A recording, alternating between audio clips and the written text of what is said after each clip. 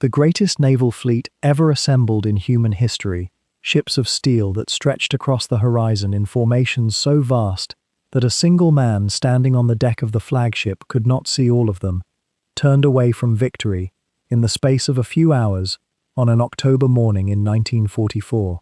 Not because they were defeated, not because they lacked the firepower or the courage, but because a single admiral, standing in the darkness on the bridge of a battleship called the Yamato, made a decision that has echoed through the decades ever since, whispered about in history books, and debated in the quiet rooms of naval academies, a decision that may have changed the entire course of the war in the Pacific.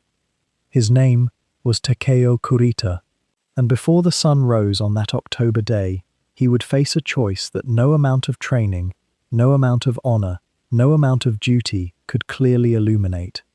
We find ourselves now on the bridge of the Yamato, in those hours just before dawn, in the darkness and the quiet that comes only at sea when most of the world is sleeping. The year is 1944, the month is October. The Sibuyan Sea spreads out beneath the ship like something breathing, slow and deep and patient.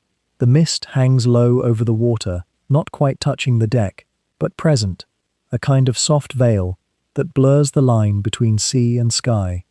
You can smell it if you imagine carefully enough, salt and oil and the metal of the ship itself, a particular odor that only a warship carries, a smell that speaks of thousands of men packed into steel corridors, living and working and waiting for something they cannot quite see.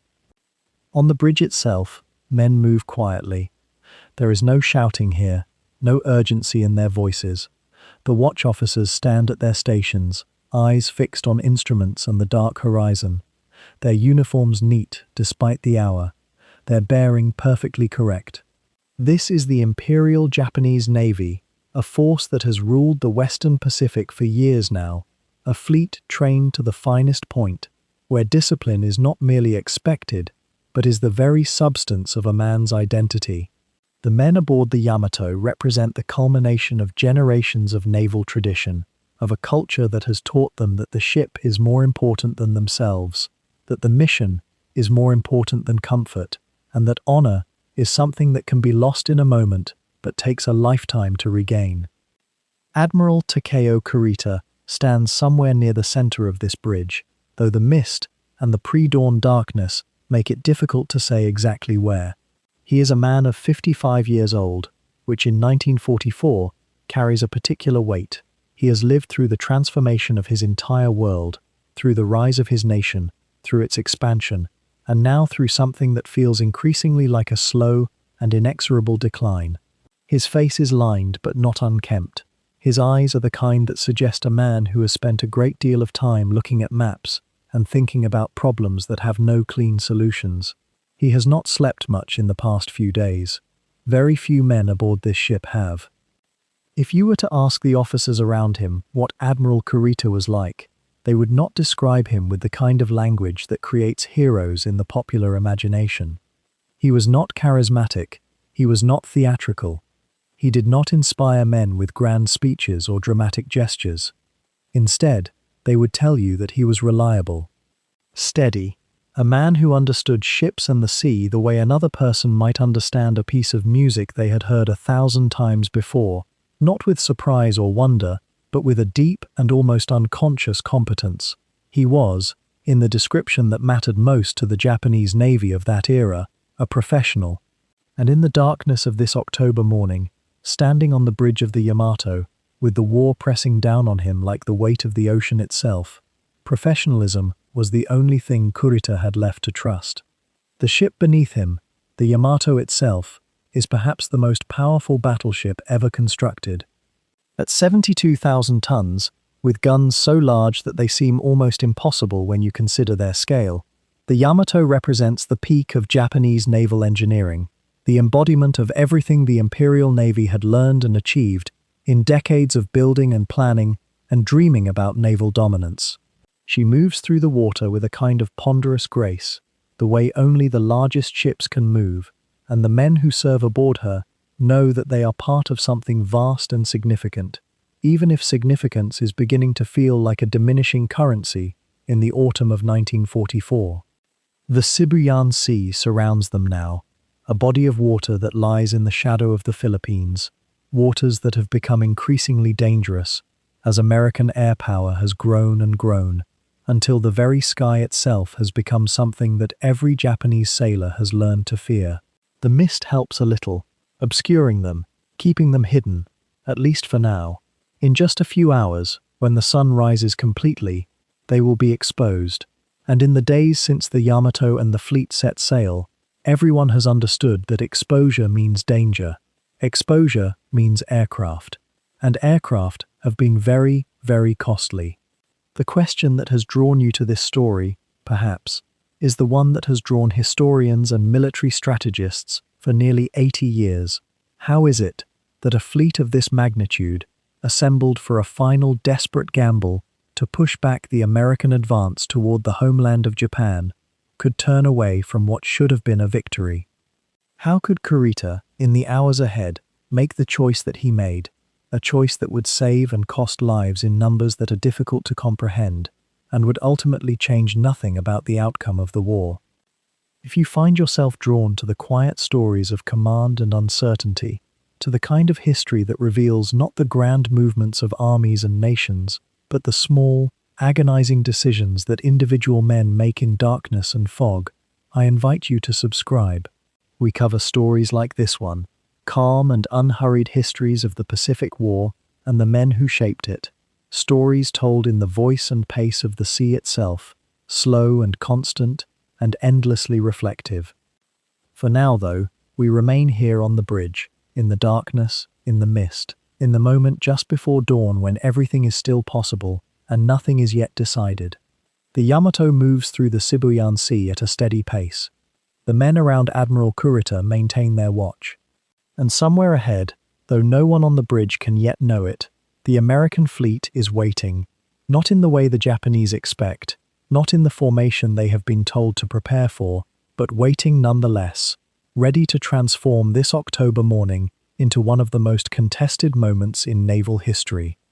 The night is deep, the sea breathes, and a decision, as significant as any made in the entire Pacific War, is still hours away, still unwritten, still waiting in the darkness for the moment when a single admiral will have to choose between duty and survival, between the orders he has been given and the reality of the battle unfolding before his eyes. And yet, on that particular morning, as the grey light began to soften the eastern horizon and the men aboard the Yamato held their breath in the half-dark, something extraordinary would happen that neither history nor the Japanese war plans had fully prepared them for. A victory that seemed within reach, almost tactile, almost guaranteed by the sheer weight of steel and guns bearing down through the water, would slip away.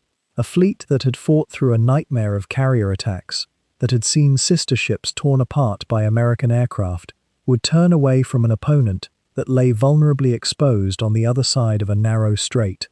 And in that turning away, in that moment of decision made amid smoke and chaos and exhausted command, the entire trajectory of the Pacific War would shift in ways that were difficult to perceive in real time. The question that has haunted historians and naval officers for 8 decades now is deceptively simple, and yet it contains within it something far more complex than any straightforward answer can contain. Why did Admiral Takeo Kurita turn his fleet away at Leyte Gulf?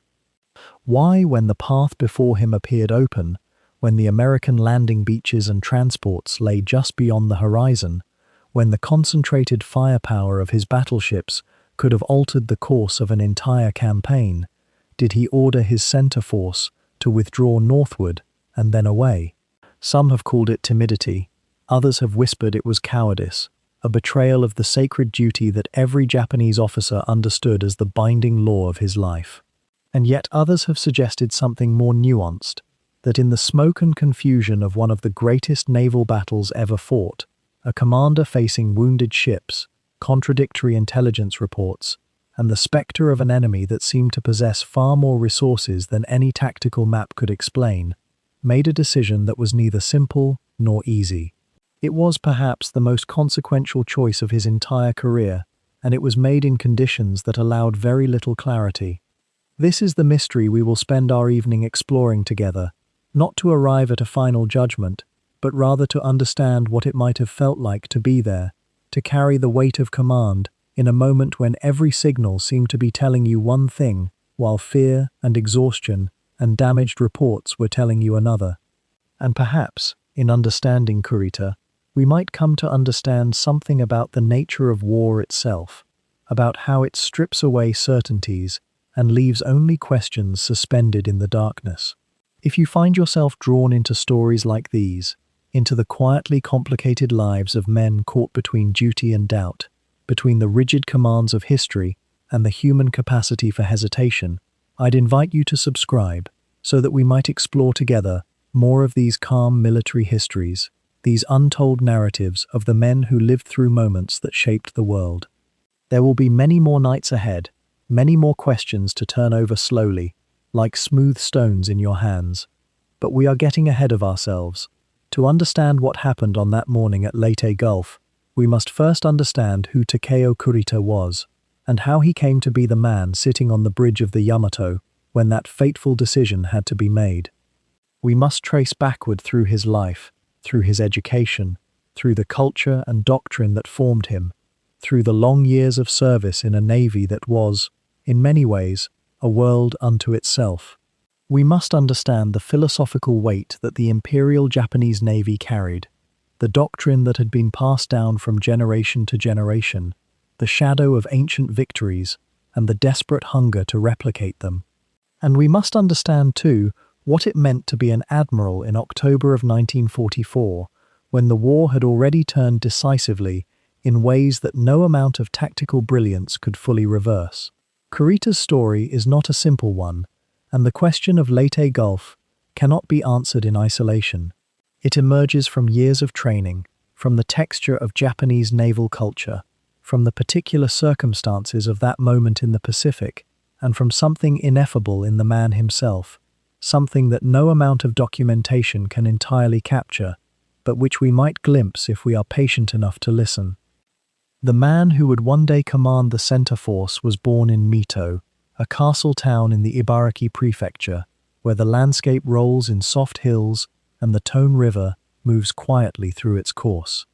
Takeo Kurita entered the world in 1889, during the Meiji era, a time when Japan itself was still learning to be modern, still discovering what it meant to transform from feudal tradition into an industrial power. His father was a bureaucrat of modest standing, a man accustomed to order and duty, the kind of official whose life moved according to precedent and regulation. The household itself reflected this quiet discipline. There was little fanfare in Kurita homes, little performance. The rhythms of the day followed patterns established long before his birth, and in such an environment, a child learns early that the world operates according to rules, that loyalty and competence matter more than words or gestures. Takeo was not remembered by those who knew him as a brilliant conversationalist or a boy who commanded the attention of rooms. Rather, he was studious in a way that seemed to calm those around him. He read voraciously, his eyes moving across texts in mathematics and geography and the histories of navigation. There was something in books that called to him more insistently than the noise of the street or the games of other children. Later, those who observed him would search for the origins of this temperament, wondering whether it came from nature or nurture. But the truth is that even as a young student in Mito, he seemed to exist partly in the world of thought and partly in a more immediate, tactile reality. A kind of duality, perhaps, a consciousness that could observe and measure the world while remaining separate from it. But something else was working beneath this quiet scholarship. There was the sea. Mito itself lies inland, removed from the coast. Yet the sea had a way of reaching into the consciousness of every young man of a certain class and temperament in Meiji Japan. The stories came first, tales of the Boshin War and the transformation of the navy into a modern fighting force. Then came the more immediate history. In 1905, when Takeo was still in his youth, the Japanese combined fleet, under Admiral Heihachiro Togo, had met and defeated the Russian Baltic fleet at Tsushima in what may be the last great battleship engagement the world would ever witness. The victory thundered through Japanese culture like the sound of heaven opening. Every boy learned the names of the ships and the tactics. Every young man understood that Japan had announced itself to the world not through politics or commerce, but through the organized, disciplined application of naval power. The sea was where greatness lived. The sea was where a nation's destiny was written. Kurita would have felt this pull with particular intensity. For a boy of his temperament, studious, orderly, gifted with mathematics, and a patient attention to detail, the Navy represented something almost like a calling. It was not the flashy ambition of those who sought personal glory or political power. Rather, it was the draw of a structured world where competence was measured precisely, where the physics of ships and the geometry of fleet maneuvers operated according to laws that could be understood and mastered. The Navy promised a life in which small errors and large ones alike could be calculated, accounted for. A life of purpose aligned with duty. By the time Kurita was old enough to consider his future seriously, the Imperial Japanese Naval Academy had established itself as one of the most demanding institutions in the nation. To be admitted was a mark of exceptional promise. To graduate well was to have secured a place in an elite cadre of officers who understood themselves as the guardians of Japan's future.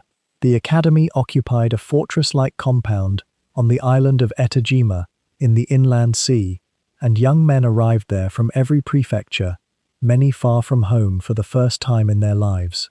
The curriculum was rigorous and relentless. There were examinations in naval science and mathematics, in history and engineering. There were endless drills on the parade ground under the Hiroshima sun. But beyond these formal requirements, the academy attempted to instill something deeper, a philosophy of service that transcended the individual, a belief that the officer's personal desires and even personal safety must always be secondary to the ship and the fleet and the nation that the fleet served. Did young Kurita feel at home in such an environment? The evidence suggests that he did. A man becomes an officer through training, certainly, but he becomes the right kind of officer, the kind who endures without complaint, who obeys without question, who subordinates his own voice to the voice of command, only if something in his nature already inclines him that way. Kurita's quiet temperament, his comfort with solitude, his ability to observe rather than to dominate, these qualities would have marked him as unusual among some of his peers. Many midshipmen were drawn to the academy by a hunger for distinction, by a desire to prove their courage and their superiority over others. Kurita, by all accounts, seemed drawn to something else. He was interested in becoming proficient. He was interested in understanding how things worked, how a destroyer responds to her rudder in heavy seas, how a fleet of warships can be coordinated across miles of open water, how a man learns to remain calm when the world around him is chaos and death. The inland sea itself, during his years at the academy, would have served as a kind of secondary teacher.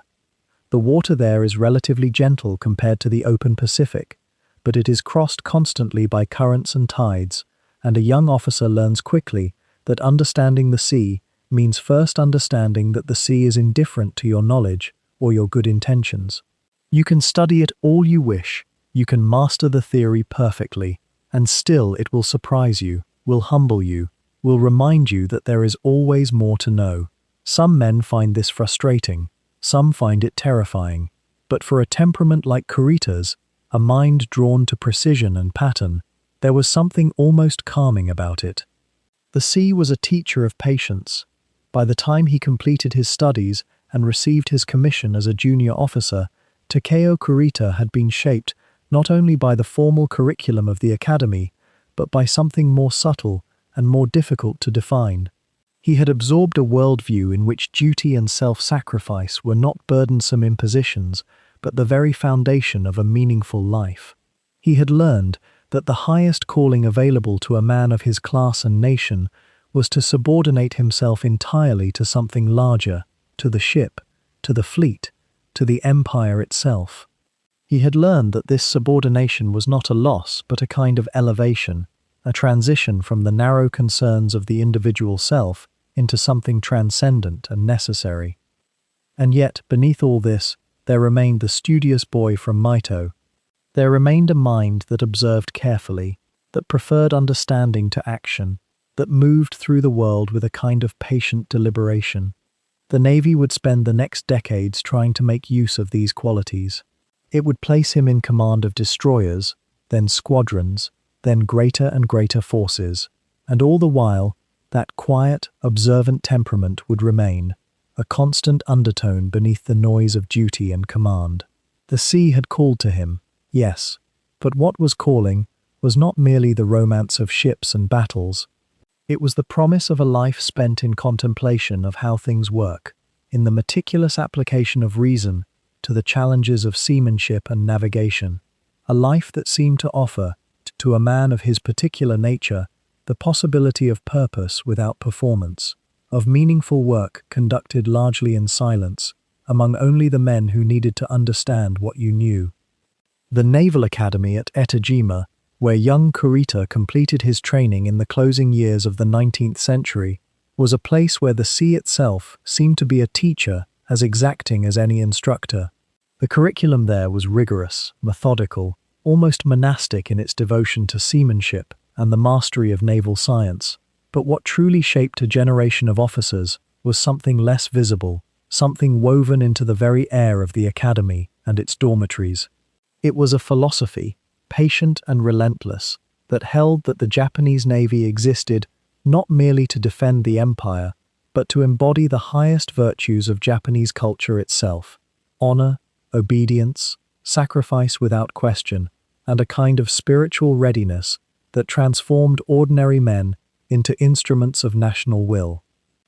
When Kurita received his first posting as a young officer, it was to the destroyers, those smaller, faster vessels that formed the screening forces around the battleships and cruisers. The destroyer service was in some ways the proving ground where an officer's true mettle could be tested. These were not prestigious commands by comparison to the battleships, yet they demanded a particular kind of skill and presence. A destroyer's captain had fewer men beneath him, less armor protecting his ship, and closer proximity to both the enemy and the endless, indifferent sea. What the destroyer service offered, instead, was responsibility that sat close to the bone. The Japanese Navy's officer corps in those early decades cultivated a culture of extreme conscientiousness. Officers were expected to know their ships not as machines to be managed, but as living organisms whose every movement and system reflected the captain's character and discipline. A rust spot on railings could mean hours of reproach, not because cleanliness alone mattered, but because it suggested a kind of inattention to duty that implied something deeper, a failure of will or focus. The torpedoes that Kurita would have handled in these early years were still relatively primitive by later standards, yet mastering their deployment required a combination of mathematical precision and what might be called intuitive timing, a sense of where an enemy ship would be, rather than where it was. The torpedo itself had become something of a spiritual object in the Japanese Navy's imagination, a weapon invested with almost mythical properties. The long-lance torpedo, the Type 93, would not be fully developed until later, but even in Kurita's youth as a junior officer, there was a sense that Japan's destiny at sea might hinge on these weapons. A man who could command a destroyer and deploy its torpedoes with grace and deadly accuracy was understood to be a guardian of something precious, a keeper of national hope. The training was correspondingly intense.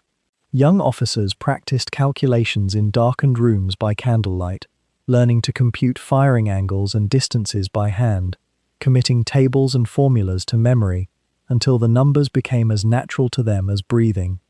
But beyond the technical mastery lay something else, something that would define Kurita's entire career and outlook.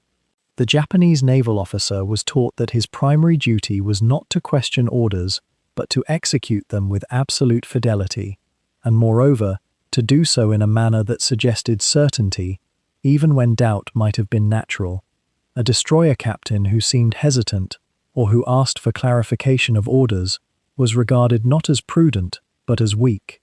There was a belief, deeply held and institutionalized, that the officer who possessed true inner discipline need not speak of doubts, for he would have transcended them through the sheer force of his will and his preparation. Consider what this meant for a young mind. Kurita, by all accounts a thoughtful person, someone inclined by temperament toward consideration and deliberation, was gradually shaped by an institution that valued not thoughtfulness but decisiveness, not reflection but immediacy of action. The contradiction was not seen as a problem, but rather as a kind of necessary tension that discipline and training could resolve. You could be thoughtful, yes, but only before you took command. Once you assumed responsibility for a ship, for the men beneath you, for the projection of Japan's naval power, that thoughtfulness had to crystallize into unwavering will. The inner life of doubt and consideration had to be sealed away, locked into some private compartment of the soul, where it could harm neither your men nor your mission. This was not unique to the Japanese Navy, of course. Military cultures across the world demand a certain sublimation of doubt in service of clarity and command. Yet the Japanese system, particularly in the early decades of the 20th century, seemed to press this principle further than most, to make it not merely a practical necessity, but a kind of moral and philosophical ideal. To show doubt was not merely tactically unwise, it was spiritually corrupt. A man who could not govern his own uncertainties could hardly govern a ship, and a man who could not govern a ship had no business wearing the uniform. The friendships Kurita formed during these years as a destroyer officer would have been friendships forged in this same crucible of discipline and shared purpose. The Japanese Navy officer corps, particularly those who passed through Etajima and rose through the ranks of the surface fleet, formed what might be described as an almost monastic brotherhood. These were men who had chosen to give their lives to the service, men who held the same code, spoke the same language of duty and sacrifice, and understood each other with the kind of wordless comprehension that comes from shared initiation into a demanding way of life. Conversations about fear or doubt, if they happened at all, happened in the most circumscribed ways, always with an awareness that such sentiments, once voiced, might be recorded in one's personnel file, might be misunderstood by superiors, might mark a man as unreliable. And yet, within this rigid framework, there was a kind of stability and meaning. A young officer serving on a destroyer in the early 20th century knew exactly what was expected of him. He knew the hierarchy, understood the protocols, comprehended the vast web of obligations and rituals that structured his day. The Japanese Navy gave him a purpose, an identity, a story in which he was not merely an individual, but a part of something far larger and more enduring than himself. The sea, that had called to him as a child watching from the shores of Mito, had become not a realm of freedom, but a field of service, every wave and current incorporated into a structure of duty and discipline that would shape every decision he would ever make. The years between the two great wars were a peculiar time to be a naval officer in Japan. The world had seen what industrial firepower could do at Jutland, had watched the old certainties of naval warfare dissolve in that cold fog off Denmark. And yet the Japanese Navy, emerging from the Great War as one of the world's great maritime powers, was still learning how to think about its own future. It was during these decades of quiet innovation and shadow competition that Takeo Kurita would construct, almost without fanfare, the reputation that would carry him into his greatest test. After his service as a young torpedo officer, where he had absorbed the doctrine and discipline of the surface fleet, Kurita moved into positions of increasing responsibility. He was the sort of officer who did not announce himself upon arrival. He did not seek the companionship of senior admirals or cultivate the political alliances that could accelerate a promising career. Instead, he began commanding destroyer squadrons in the late 1920s, and it was in these years, quiet, methodical years, largely forgotten in the grander narratives of naval history, that his character as a seaman truly emerged. What did it mean to command a destroyer squadron in those interwar years? It meant mastery of an entirely different sort of ship than the battleships that would later dominate his legend.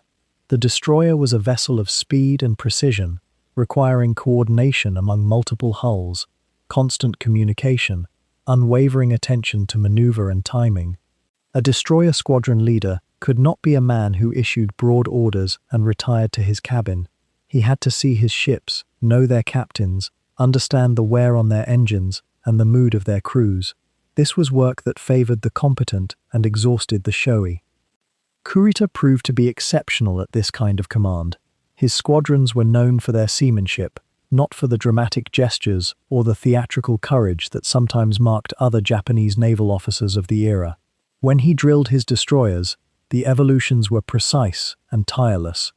When he inspected a ship, he noticed small things: the maintenance of a gun mounting, the readiness of the signal crews, the bearing of the junior officers as they moved through the vessel. He had an eye for the unglamorous details that separated a ship, ready for actual combat, from one that merely looked ready in parade. His officers and men came to respect him in a way that transcended the hierarchical formality of the Imperial Navy. This is a subtle distinction, but an important one. Fear and respect are not identical currencies, and Kurita, those who served under him, understood that he would not waste their lives for the sake of ceremony, that he did not command from behind a shield of rank, that his orders came from a mind genuinely concerned with the welfare of his ship and crew. It was a kind of leadership that could not be rushed or manufactured. It had to be earned through consistency, through visible competence, through the accumulation of small decisions made well over years of service. What is perhaps most striking about Kurita's rise through these interwar decades is how little trace he left in the grand narratives of naval history. The attention of naval officers and historians often flows toward the dramatic, the innovative, the publicly visible. The great fleet exercises received press attention. The technological breakthroughs made headlines in the naval journals. And yet a man could become one of the finest seamen in the service, could shape the competence of his crews and the efficiency of his commands, could develop a reputation for rock-solid reliability, and still remain relatively obscure in the wider world. Kurita was content with this obscurity. More than that, he seemed to prefer it. By the middle of the 1930s, as Kurita advanced further through the officer corps, holding positions of growing seniority, his reputation had solidified into something quite specific. He was not the kind of officer who would later become famous for bold tactical innovations, or for the brilliant improvisation that sometimes marks great commanders in desperate circumstances. Rather, he was the man you wanted commanding a formation of heavy ships when the stakes were highest. He was the man whose presence on a bridge meant that details would be attended to, that signals would be relayed with precision, that the complex machinery of a modern warship would be handled with the care it demanded. He was, in a word that would have meant something quite profound in the context of the Japanese Navy, solid. The Japanese naval culture of that era had a complicated relationship with solidity. The samurai tradition, the emphasis on individual courage and decisive action, the shadow of the great naval victories of the Russo-Japanese War. All of these created an environment in which certain kinds of heroism were celebrated, almost elevated to the level of religious virtue. And yet at the same time, Japan's modern navy was built on the foundation of officers like Kurita, men who understood that a warship was a machine of terrible complexity, that its power came not from the courage of its individual sailors alone, but from the seamless coordination of hundreds of men, each performing his duty with absolute attention and without the luxury of improvisation. He received the commands that reflected this reputation: squadron commands, positions in the naval ministry, roles in the planning and organization of the fleet. Nothing that made headlines, nothing that would appear in the newspapers or earn him the notice of the politicians in Tokyo. But everything that mattered for the actual functioning of the Navy as an instrument of war. Kurita was becoming, quietly and without ostentation, one of the senior officers upon whom the Navy truly depended. His was not the fame of the hotly ambitious or the boldly ambitious. It was the deeper, less visible fame of the genuinely capable. How did a man come to feel about his own competence when it went so consistently unrecognized? How did it shape the decisions he would later make when all the eyes of the nation suddenly turned toward him? To understand why Kurita would later make the choices he did, why a man of proven competence would hesitate at the moment of apparent victory, we must step back from the immediate drama of 1944 and enter the philosophical world that shaped his entire generation of admirals, a world built on memory, doctrine, and a single glorious precedent that cast its shadow across 4 decades. In the early years of the 20th century, when Kurita was still a student learning the language of the sea, there lived in the Japanese naval imagination a ghost ship, or rather, the memory of a fleet. In 1905, at the Tsushima Strait between Korea and Japan, Admiral Heihachi Togo had led the combined fleet to a victory so complete, so perfectly executed, that it seemed to rewrite the laws of naval warfare itself. The Russian Baltic Fleet, having sailed halfway around the world, was met and annihilated in a single afternoon of cannon fire and careful maneuvering. 30 ships sunk or captured. The war ended. Japan's rise as a naval power was cemented not through attrition or blockade, but through one magnificent, decisive fleet engagement. Tsushima became sacred. It became doctrine. It became the obsession of an entire officer corps. The implications were profound, and they echoed through every classroom, every wardroom, every strategic conference where Japanese admirals gathered. If victory could be achieved through a single, overwhelming fleet action, if superior tactics and discipline could translate into absolute triumph, then the entire purpose of the Imperial Japanese Navy was to prepare for that moment.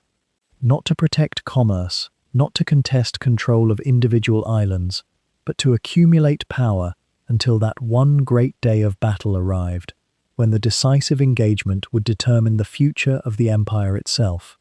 It was a seductive doctrine, and deeply, deeply Japanese in its embrace of perfection through discipline. The men who trained Takeo Kurita had fought at or studied Tsushima. The officers who taught him spoke of it in hushed, reverent tones. The annual naval exercises, the strategic theories studied in classrooms, the very way a ship's gunnery crews trained, all of it flowed from this single, crystalline belief. Somewhere on the horizon, a final battle awaited, and victory in that battle would be absolute, decisive, all-consuming. There was no philosophy of attrition, no comfort in the idea of grinding down an enemy over years. There was only the pursuit of that perfect moment. This doctrine carried within it a particular kind of courage and a particular kind of blindness. Courage, because it demanded that officers train obsessively, that they master every technical detail of their craft, that they embrace sacrifice and duty with almost religious intensity. Blindness, because it offered little room for doubt, little space to ask whether the world might work differently than Tsushima suggested, little comfort in the messy, ambiguous reality of modern warfare. Kurita, as a young officer, absorbed this philosophy as naturally as he learned to read a chart or command a gun crew. The decisive fleet battle was not merely a strategic concept, it was a moral imperative, a matter of national destiny. To believe in it was to believe in Japan's right to greatness, in the superiority of Japanese discipline and courage, in the idea that fate itself would reward the pure of heart and firm of will. How could a man raised in such a tradition ever truly doubt it? And yet, by the time Kurita reached his maturity as an admiral, the world had begun to reveal itself in ways that Tsushima's shadow had not prepared anyone for. The Pacific War, when it came, was fought not by battleships meeting in narrow straits, but by carrier aircraft striking from beyond the horizon. The Japanese Navy had built its entire doctrine around the gun and the charge, and the moment when 2 battle fleets would close and grapple. Instead, it discovered that battles were won and lost by planes launched from ships that never saw each other. The doctrine that had worked so perfectly in 1905 seemed suddenly and terrifyingly obsolete. But here is what must be understood about men like Kurita. They did not simply abandon the beliefs that had been burned into them since youth. Those beliefs were not merely strategic theory, they were identity itself.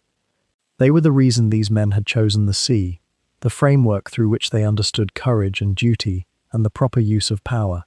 To question the doctrine of the decisive fleet battle was, in some sense, to question the entire meaning of their lives. So the Japanese Navy persisted in its preparations for that great decisive battle, even as the means changed and the circumstances grew more desperate. New doctrines were layered onto the old ones, without quite replacing them. Admirals learned to work with carriers, to coordinate air and surface forces, to think in ways that Togo would not have recognized.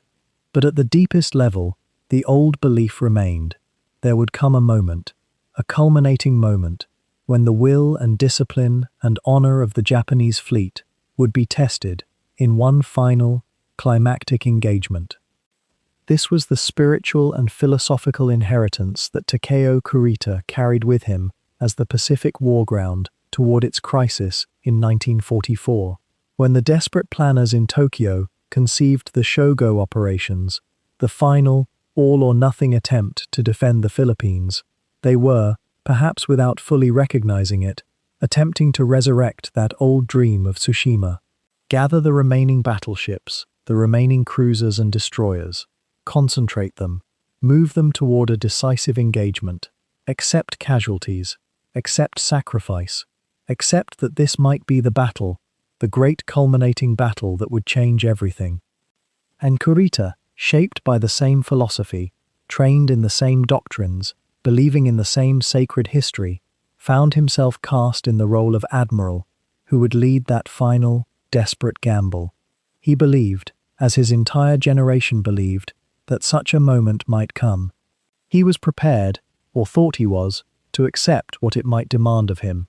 But belief, as the coming dawn would demonstrate, sometimes proves a poor companion to the reality of smoke and fire and the terrible weight of command. By the time December rolled around in 1941, Takeo Kurita had spent nearly 3 decades in service to the Imperial Navy, and when the planes swept over Pearl Harbor on that Sunday morning across the international dateline, his life entered a new and grimmer chapter. He was, by then, no longer a young officer thrashing through the Pacific's warmest waters in destroyer squadrons. He had climbed into the middle ranks of command, and on him fell duties that required not the flash and dash of the aggressive younger captains, but something quieter and more essential: the steady work of screening, protecting, being the shield that allowed other ships to do their spectacular work. It was a role that suited his temperament precisely, though it would also come to define how the world would remember him, or rather, how it would forget him in the shadows of larger failures. In the opening months of the war, Kurita was given command of the 7th Cruiser Squadron, and with it came the task of providing air defense and reconnaissance for the Mobile Striking Force, the carriers that were then Japan's primary weapon. This was not glamorous work. It required meticulous attention to formation, constant vigilance for approaching aircraft, the discipline to hold position while other ships received the accolades of sinking enemy vessels. And yet, it was absolutely critical. A screening force is only as good as its steadiness, its refusal to break formation under pressure, its ability to maintain tactical awareness when chaos is unfolding only miles away. The waters around the Dutch East Indies that winter and spring were becoming a classroom in modern naval warfare, and Kurita proved himself an apt and attentive student. The battles that swirled through the Coral Sea and beyond showed him, in real time, what carrier warfare looked like when both sides had air superiority in flux. He watched how American pilots fought, how their tactics differed from what he had been trained to expect. He saw the vulnerability of even the mightiest warships when they came under concentrated air attack, and he saw too the terrible cost of not being able to recover damaged ships, of having to leave them behind in hostile waters. These were not lessons learned from classroom walls or peacetime exercises, and they settled into Kurita's understanding of the world in a way that book learning never could. What was beginning to form in his mind, though he may not have articulated it clearly even to himself, was a profound respect for the margin by which naval superiority hung. It was not as simple as the battleship doctrine that had dominated Japanese naval thinking for the previous 2 decades. Air power had changed everything, and yet the old guard, the men who had studied under the shadow of Tsushima, who believed in the colossal decisiveness of battleship-to-battleship gunnery, were still the men making the largest strategic decisions. Kurita was not a rebel or a theorist. He was not the type to write manifestos or challenge doctrine in public forums. But he was observant, and he was careful, and he was beginning to understand that the war would not unfold as his nation's admirals had planned. Through 1942 and into 43, his reputation as a dependable commander deepened. He was not a man who generated headlines. He was not the sort of admiral whom the Japanese press latched onto as a hero or a symbol. There were other men for that, the flashier commanders, the ones who led the most visible attacks. But among his peers, among the men who actually had to manage fleets in battle and account for the lives under their command, Kurita was known as someone steady, someone whose ships would hold their position, whose decisions could be trusted. He advanced in rank and responsibility not through brilliant maneuvers or daring tactical innovations, but through the slow accumulation of competence, through being the officer you could assign a difficult task to and know it would be carried out properly. When he was eventually shifted to command of the Second Fleet, it was a significant promotion, though one that carried with it the weight of managing not just screening operations, but entire battle squadrons. The Second Fleet was built around battleships, the great capital ships that were supposed to be Japan's ultimate expression of naval power. Kurita was not a battleship man by origin or by temperament, not really. His formation had been in destroyers, where speed and agility mattered, where you worked in close coordination with other small, nimble ships. But he was also a man who accepted orders without complaint, and who approached whatever assignment he received with the same methodical seriousness. By 1943 and into 44, the strategic situation for Japan was tightening like a closing fist. The Americans were advancing island by island, their industrial capacity beginning to show itself in ways that Japanese planners had not fully anticipated. Their submarines were becoming increasingly effective against Japanese merchant marine, slowly strangling the empire's ability to supply its far-flung garrisons. And their carrier forces, though they had taken losses, had proven themselves in battle after battle to be formidable and adaptive opponents. Kurita could see this, as could any officer paying attention. The war was not going to be won by the kind of decisive breakthrough that the doctrinalists had promised.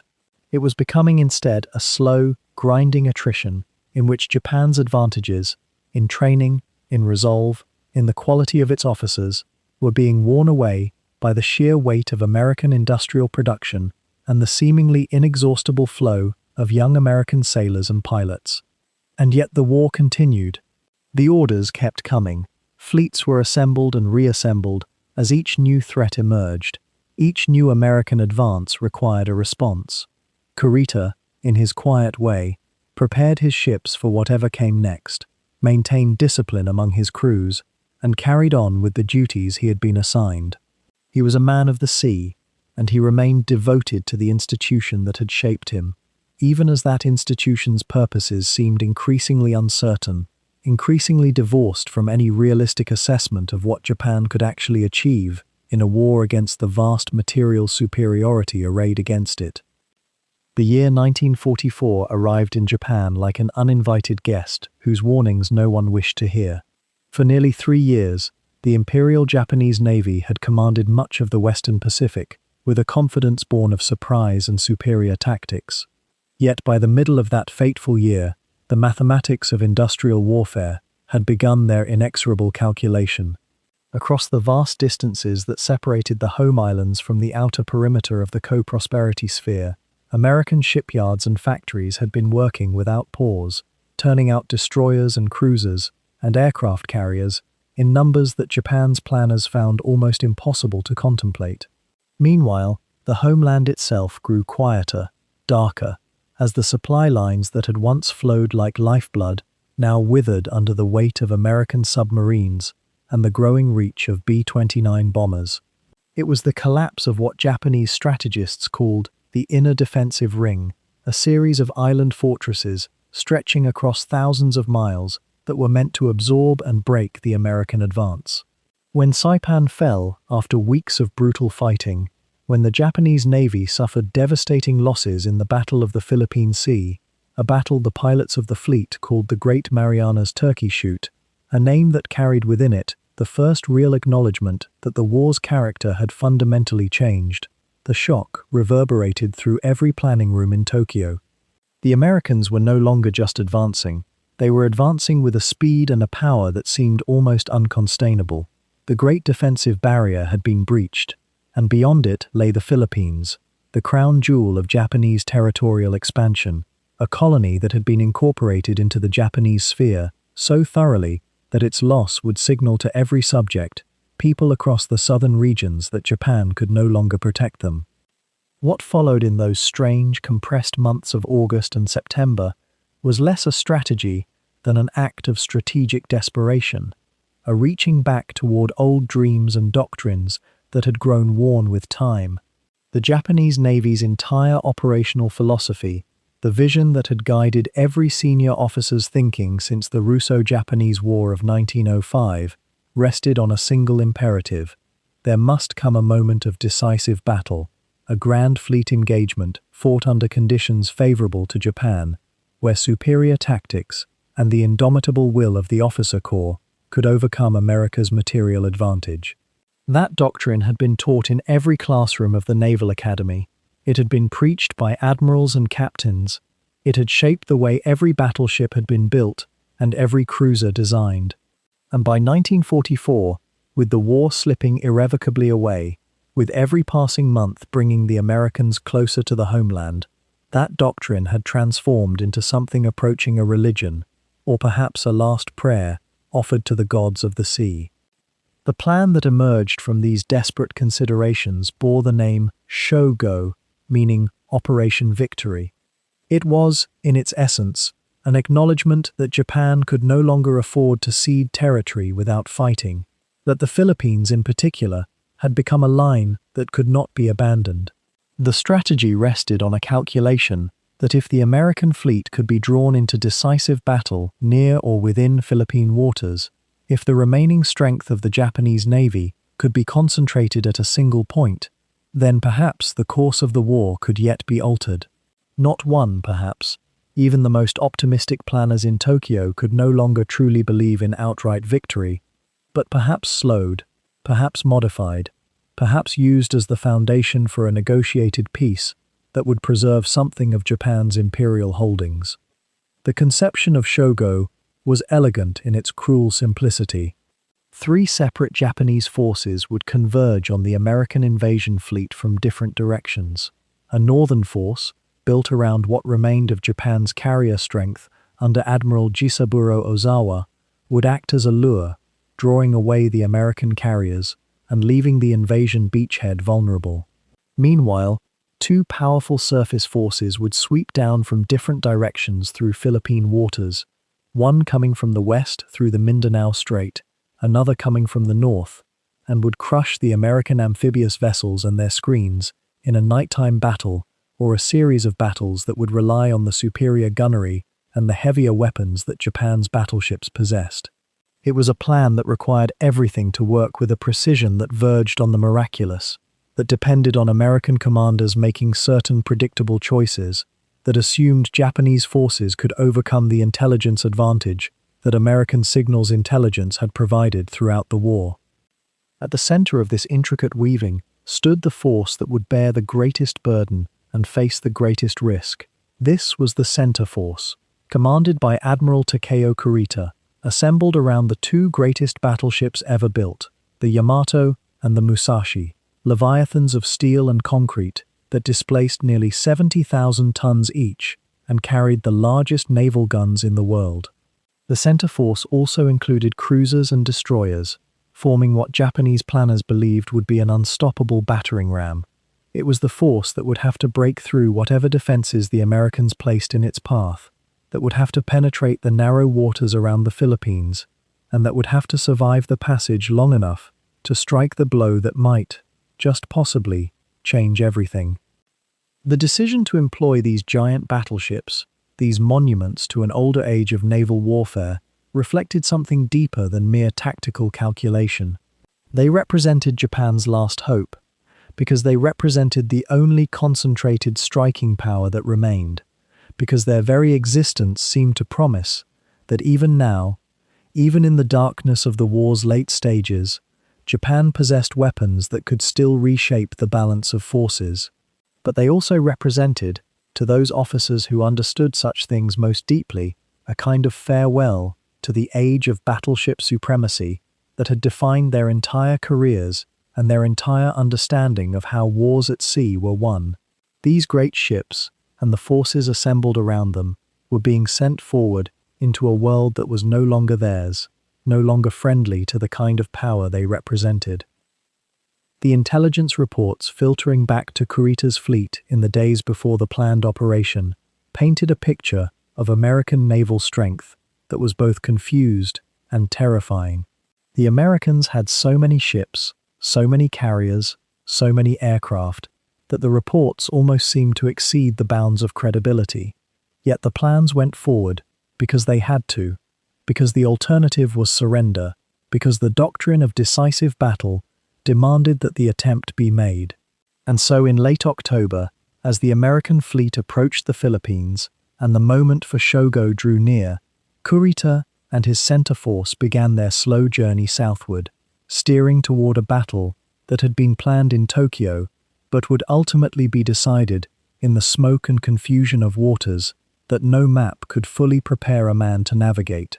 The plan that would bring Kurita and his battleships into the waters off Samar was not born from confidence, but from something far more brittle, from the thin hope that a dying empire might still bend fate through coordinated will and the sacrifice of whatever remained.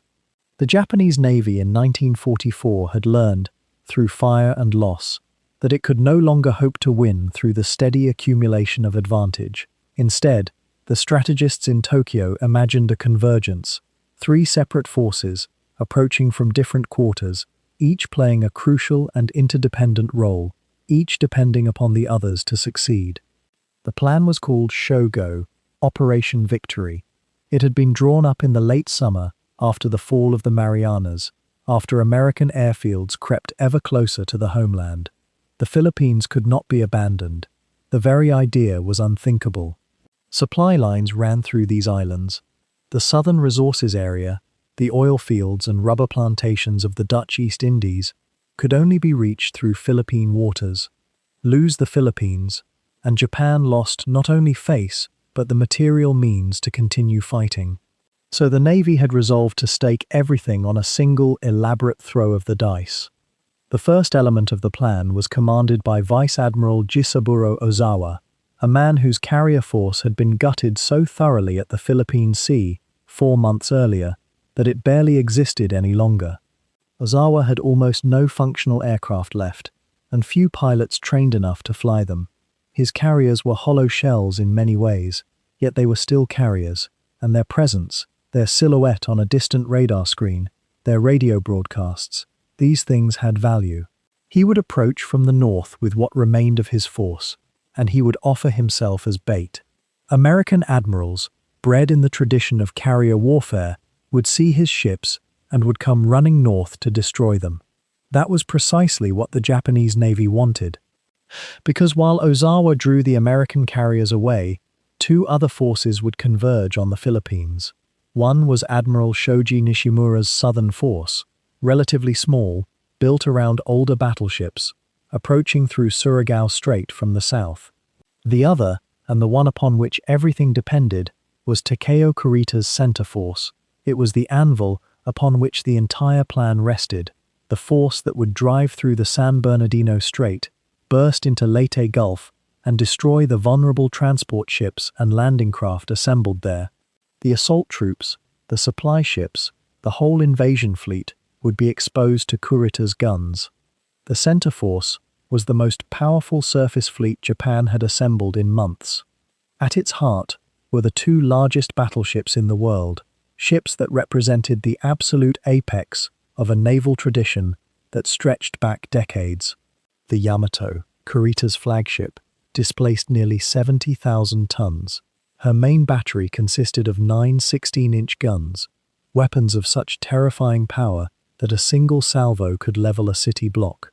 Beside her moved her sister ship, the Musashi, equally massive, equally formidable. There were other battleships too: Nagato, Kongo, Haruna, veterans of long service, though none approached the sheer overwhelming presence of the giant pair. Around these battleships orbited a screen of cruisers and destroyers. 11 heavy cruisers, some of them among the finest ships in the Japanese Navy. Dozens of destroyers, nimble and dangerous in their own right. The force was designed for what the Japanese had always imagined, a decisive fleet battle, battleship to battleship, where the weight of superior gunfire would turn the scales. It was a vision drawn from an older time, from the tradition of Tsushima, from the certainty that battleships were the true arbiters of naval power. Kurita himself, at this moment in October 1944, was 56 years old. He had spent more than 3 decades in uniform, had risen steadily if not spectacularly, through a service that demanded more of its officers than mere competence. He carried with him the weight of that tradition, the understanding that what he was being asked to do was not merely a military operation, but a final test of the Navy's honor and will. The Americans had come so far, their submarines and their aircraft, their endless supply of ships and men. The waters around him grew more dangerous with each passing month. This was, in some sense that no one spoke aloud but everyone understood, perhaps the last chance. The beauty of the plan, if one could call it beautiful, lay in its symmetry and its audacity. 3 forces converging simultaneously, each dependent on the others, each trusting that its sacrifice or its role would create the conditions necessary for the others to succeed. Ozawa would draw away the enemy carriers. Nishimura's force, knowing perhaps that it stood little chance against concentrated opposition, would nevertheless press forward through the strait. And Kurita, the silent, unflashy professional, would drive through the darkness and emerge into Leyte Gulf at dawn, where the real work of destruction would begin. What no one fully understood, what perhaps no one could have fully understood in advance, was how fragile these connections were, how much the plan depended not on the strength of the individual forces, but on the threads of communication that held them together, on perfect timing, on luck, on the assumption that American commanders would behave exactly as predicted. The plan assumed that the 3 forces would operate almost in isolation from one another, each trusting the others to do their part, each unable to see how the battle was truly unfolding. It was an elegant design, drawn up by men in comfortable offices in Tokyo, men who understood strategy, but who had perhaps underestimated the chaos that would descend once the first shots were fired. Kurita looked at the charts spread before him in the days before the operation commenced. The center force would depart from Brunei, far to the southwest, and would have to transit through the narrow waters between the Philippines and Borneo. It would be a long journey, a slow passage, and all of it would be made under constant threat from American submarines and aircraft. Only once the force passed through the San Bernardino Strait, a narrow channel that ran along the eastern edge of Luzon, would it reach the waters above Leyte Gulf, and only then could it begin its appointed work. Everything depended on surprise, on speed, on the assumption that the Americans had been sufficiently deceived about Japanese intentions.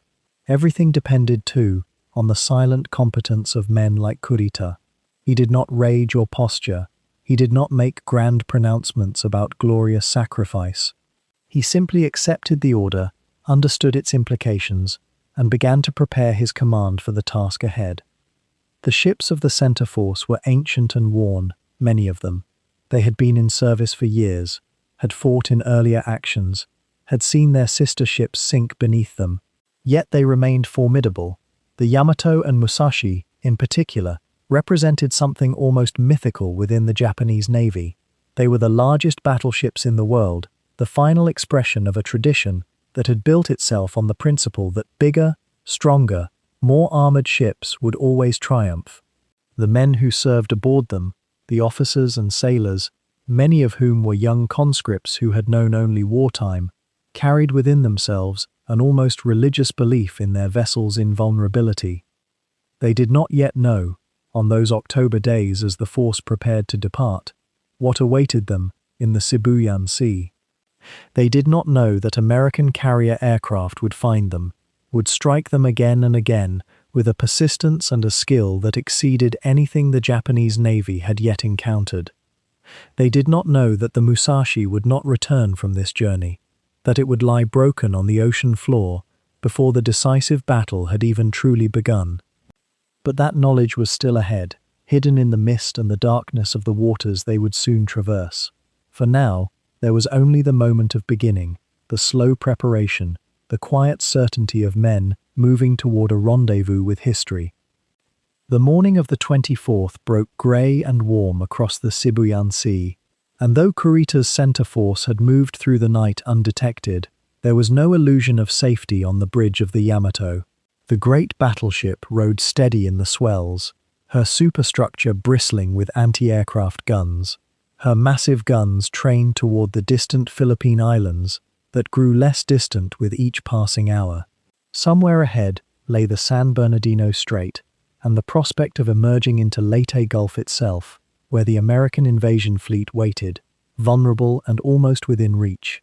But between Kurita and that prize lay open water, and open water, in October of 1944, belonged to the enemy's aircraft. The first reports came in the early morning hours. American carrier planes had been spotted to the southeast, and though Kurita's force had anticipated this encounter, there was no preparing for what would unfold. Wave after wave of dive bombers and torpedo bombers descended from the clouds with the mechanical precision of a force that had practiced this dance 100 times before. The American pilots came from the carriers of Task Force 38, and they came with determination born of months of island-hopping warfare and the knowledge that this Japanese fleet represented perhaps the last serious threat Japan could mount in the Pacific.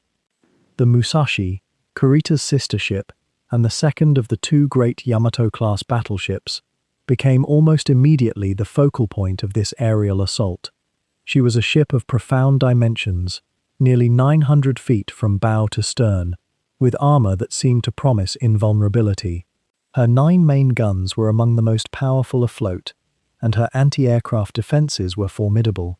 Yet there was something about her sheer size, her visibility, her symbolic weight as the embodiment of Japanese naval power that drew the American planes like moths to a flame. Did the pilots who bore down on her recognize in her the apotheosis of everything they had been trained to destroy, or was she simply the first large target that filled their bomb sights? The first torpedo hit came around 8 in the morning, and then another, and another still. The Musashi's damage control parties worked with the discipline that Japanese naval training instilled, sealing compartments, shifting ballast, fighting fires that bloomed and spread within her steel corridors. The ship heeled over slightly, then slowly righted herself. She remained in formation.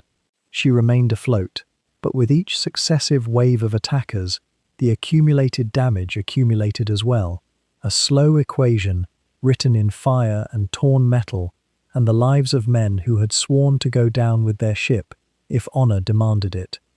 Hour after hour, the attack continued.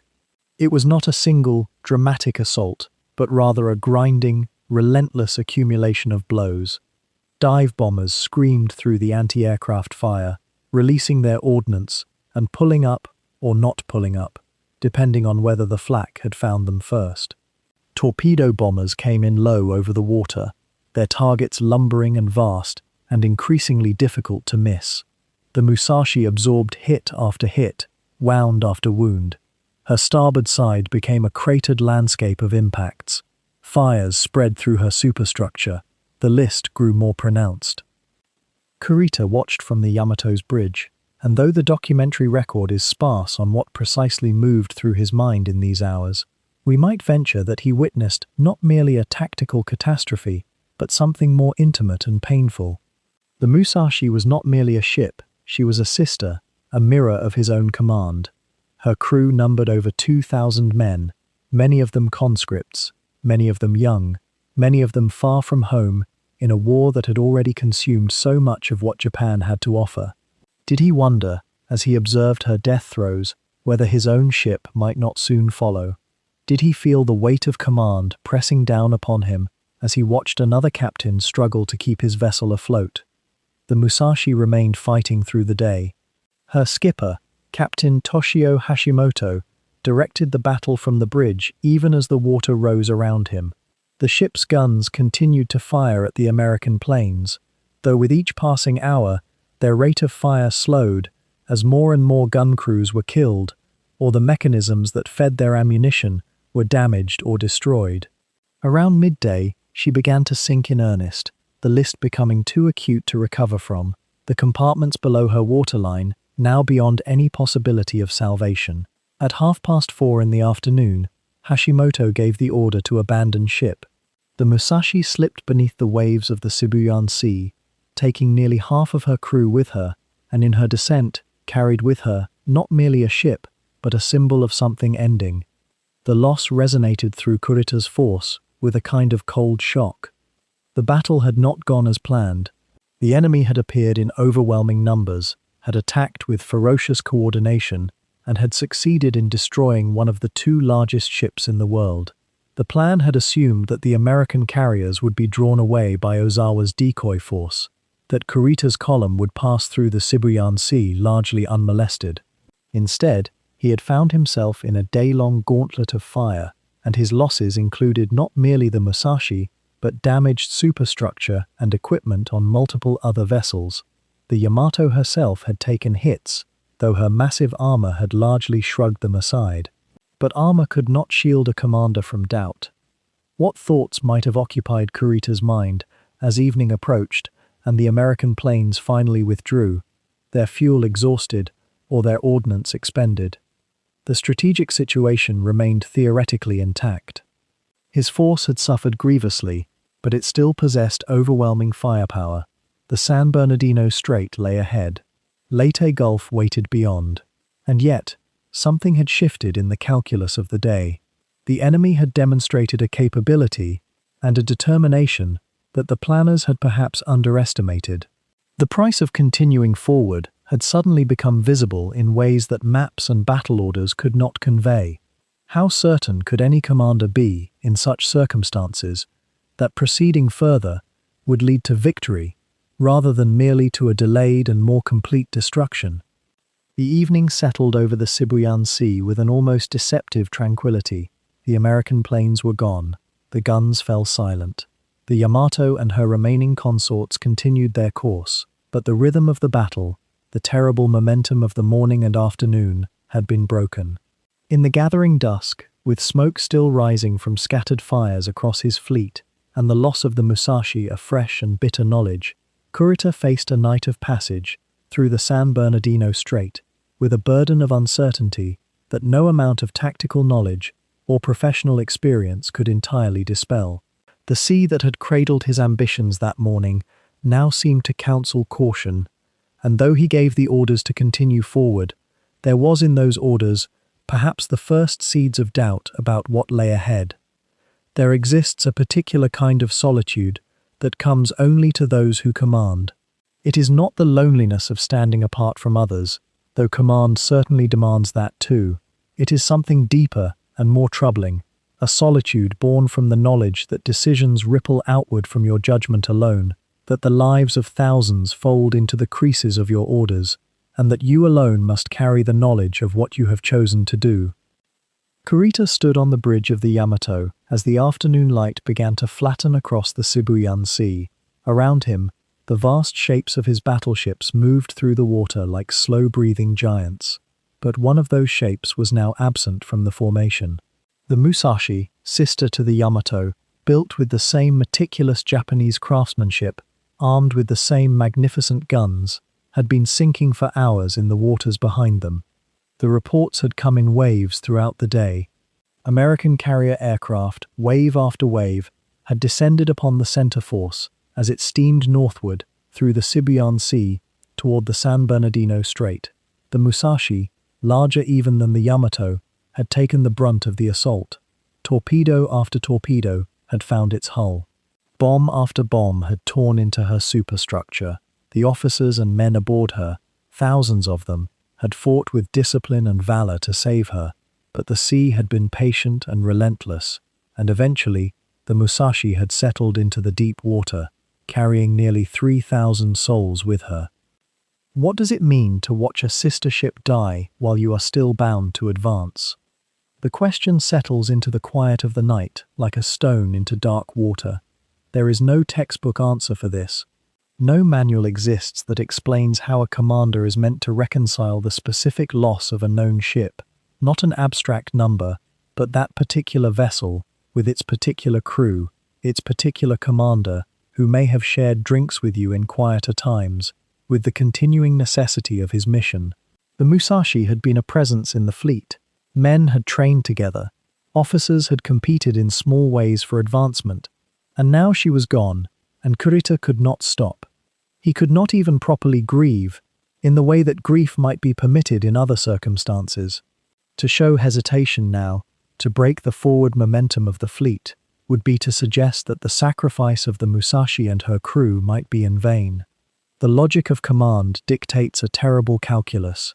If you turn back, if you pause, if you allow sentiment to interrupt the operation, then the men who died aboard her die twice, once to the enemy and once to the futility of their sacrifice. So Kurita pressed forward. This is perhaps the deepest loneliness of command, especially for a man like Kurita, who was not given to emotional display or sentimentality. He was a professional. He had studied the doctrines of fleet battle since his youth. He believed in duty above all things, and duty is a cold master that does not permit the luxury of private feelings during the execution of orders. Yet the knowledge sits in the chest, a stone that cannot be dislodged. Your men are dying, your ships are burning, and you must continue forward as if this were an acceptable price, because in the logic of war, such prices are indeed the currency of advancement. What has Kurita seen in those afternoon hours that we cannot quite reconstruct from the record? He has seen the reports coming in from the damaged vessels around him. He has heard the sounds of the guns, the hum of the engines, the constant low vibration of a battleship in motion. He has stood, perhaps, looking out at the sea through binoculars, searching for any sign of the Musashi's final moments, any last evidence of her presence in the world, knowing that he will find none. The ship has simply ceased to exist, and existence itself has become a kind of continuation without her. The men around him on the bridge of the Yamato would have noted his demeanor, as men always do note the bearing of their commander. Did he seem shaken? Did his orders waver? Did he appear to doubt? The historical record suggests he did not break. He held his posture. He continued to issue commands. He maintained the bearing that subordinates expect from those who lead them into danger. This is what command requires, and Kurita understood this requirement fully. Yet it must have been a peculiar kind of torture, not the acute kind that involves pain, but the chronic kind that involves the steady grinding away of certainty. How many times in the following hours must his mind have returned to the question, have I chosen correctly? The Musashi had died partly because the fleet continued forward. If the fleet had not continued forward, perhaps the Musashi would have been protected, would have had support, would have lived. But no, this too is the false logic of second-guessing. The Musashi had died because the Americans had concentrated their air power against her. The fleet could not have prevented that. And yet the mind of a commander must struggle with these questions, because they are the unavoidable shadows of command itself. The philosopher of war, if one existed in some ideal form, might pose a question to Kurita in those darkening hours. At what point does the accumulation of losses itself become a form of evidence that your course of action is unsound? One ship lost might be acceptable, 2 ships damaged.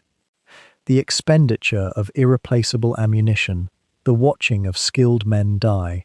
But there is a threshold somewhere, is there not, beyond which continuing forward becomes not courage but something like delusion.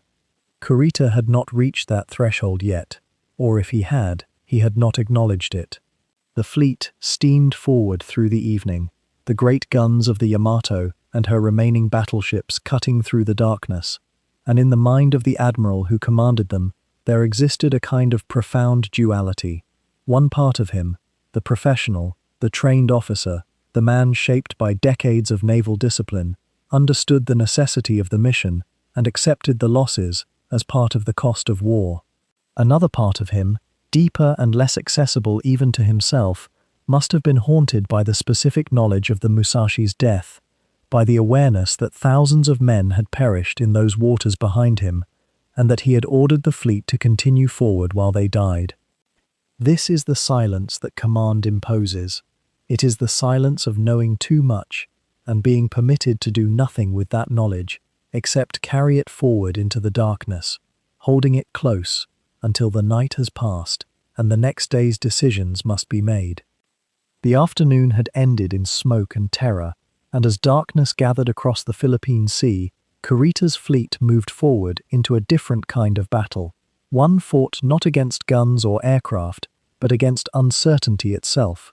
The Yamato's bridge was quieter now, the frantic reports of the day's air attacks giving way to the steady rhythm of engines, the soft creak of steel under pressure, the almost meditative sound of water splitting against the bow. Men stood watch in the darkness, their eyes straining toward horizons that revealed nothing. Behind them lay the Sibuyan Sea, where the Musashi had finally gone down in the late afternoon, sinking slowly as if reluctant to disappear, surrounded by the wreckage of so many aircraft, so much American fury concentrated into a single moment of surrender. The battleship had absorbed strike after strike. Carriers from several American task forces had poured their aircraft upon her in waves, and Kurita had watched from a distance, helpless, knowing what that meant for his command, knowing what it meant for everything ahead. And yet the fleet pressed on. The darkness was a gift, or so the reasoning went. The American carriers, those phantom vessels that had haunted Japanese strategy for so long, were somewhere to the east, presumably still occupied with Ozawa's decoy force far to the north, or so the radio intelligence suggested, or so they hoped. In war, hope and information become almost indistinguishable, and in that darkness, moving through waters that had become a kind of maze, Kurita's center force was largely dependent on the assumption that the Americans had been drawn far enough away that the San Bernardino Strait would lie relatively unguarded. The strait itself was the gateway. To reach the invasion beaches at Leyte Gulf, where MacArthur's forces were even now wading ashore, Kurita's battleships and cruisers had to pass through that narrow channel during the night hours. It was the only route that made tactical sense, too close to Luzon's airfields to risk daylight transit, too vital to their purpose to abandon. The Strait of San Bernardino, you might say, was the needle's eye through which the entire Japanese strategy had to thread itself, and Kurita understood this as clearly as any man could. The waters were constricted there, the coastlines close enough to see by dawn's first light, the whole passage, a vulnerability that could only be endured, not avoided. It had to be done in darkness. It had to be done before the American carriers realized what was happening. So the fleet proceeded in a kind of disciplined silence. Radio discipline was absolute, no unnecessary transmissions, no chatter that might give away position or intention to American radio direction finders. The ships maintained formation in the darkness, through signal lights, and the practiced coordination of officers who had trained together for years. There was something almost ceremonial in the way the fleet moved, something almost dreamlike in the progression of massive steel hulls through the black water, each captain focused on the wake of the ship ahead, each man on each bridge watching the darkness as if the darkness itself might yield its secrets. The atmosphere was peculiar, caught between tension and an almost eerie calm. The men knew what lay ahead in theory, at least, or thought they did. They would pass through the strait, they would emerge into Leyte Gulf. They would find American transport ships, vulnerable and slow, and they would rain destruction upon them. It was the logic of the plan, simple and compelling. What they could not know, what no one could have known with certainty, was whether that logic was sound or whether it rested on a foundation that had already begun to crack. Were the American carriers truly drawn away, or were they, even now, preparing for the center force to emerge? Such questions were not answered in radio traffic or intelligence reports that night. The darkness preserved its secrets. The men who piloted the ships through those straits maintained their discipline, and the fleet moved forward with a kind of grim momentum. Behind them, the losses of the Sibuyan Sea seemed already distant, already incorporated into the terrible calculus of war. Men lost, ships sunken, and yet the mission continuing, because the mission had to continue. There was a strange kind of peace in such inevitability, a numbness that came from knowing that choices had been made long before this night, made in conference rooms and strategic headquarters, and now there was only the forward motion, the passage through darkness, the slim hope that darkness would be enough. Kurita himself would have felt the weight of this passage acutely. He was not a man inclined toward grand romantic gestures about duty or sacrifice. He was a practical officer, a seaman first, but he understood what tonight meant. In a few hours, his fleet would either emerge into Leyte Gulf and strike a blow, or it would emerge to find that everything had changed, that the American carriers had wheeled around, that the intelligence had been wrong, that the darkness had concealed not safety, but a carefully prepared trap. The uncertainty was not something to be discussed openly on the bridge of the Yamato. It was something to be carried privately, to be held in check, to be managed through the exercise of command. The ships moved forward, the watches continued, the engines thrummed their steady pulse through the night. And perhaps, in the darkness, there was even a fragile thing that might be called hope. Hope that the American carriers really had been drawn north by Ozawa's sacrifice. Hope that the San Bernardino Strait would remain empty of major opposition. Hope that when dawn came, the center force would find itself in a position to fulfill its purpose. It was a thin hope, sustained largely by the fact that nothing had yet proven it false. The darkness kept all possibilities alive. Success and disaster both remained suspended in the uncertainty, equally real, equally impossible to distinguish until the light came. The night passage continued on. The fleet moved through waters that belonged to no one and everyone, through straits that had guided countless ships before this night, and would guide countless more after. Kurita and his officers kept their watch, kept their silence, and moved forward into whatever the next dawn would bring.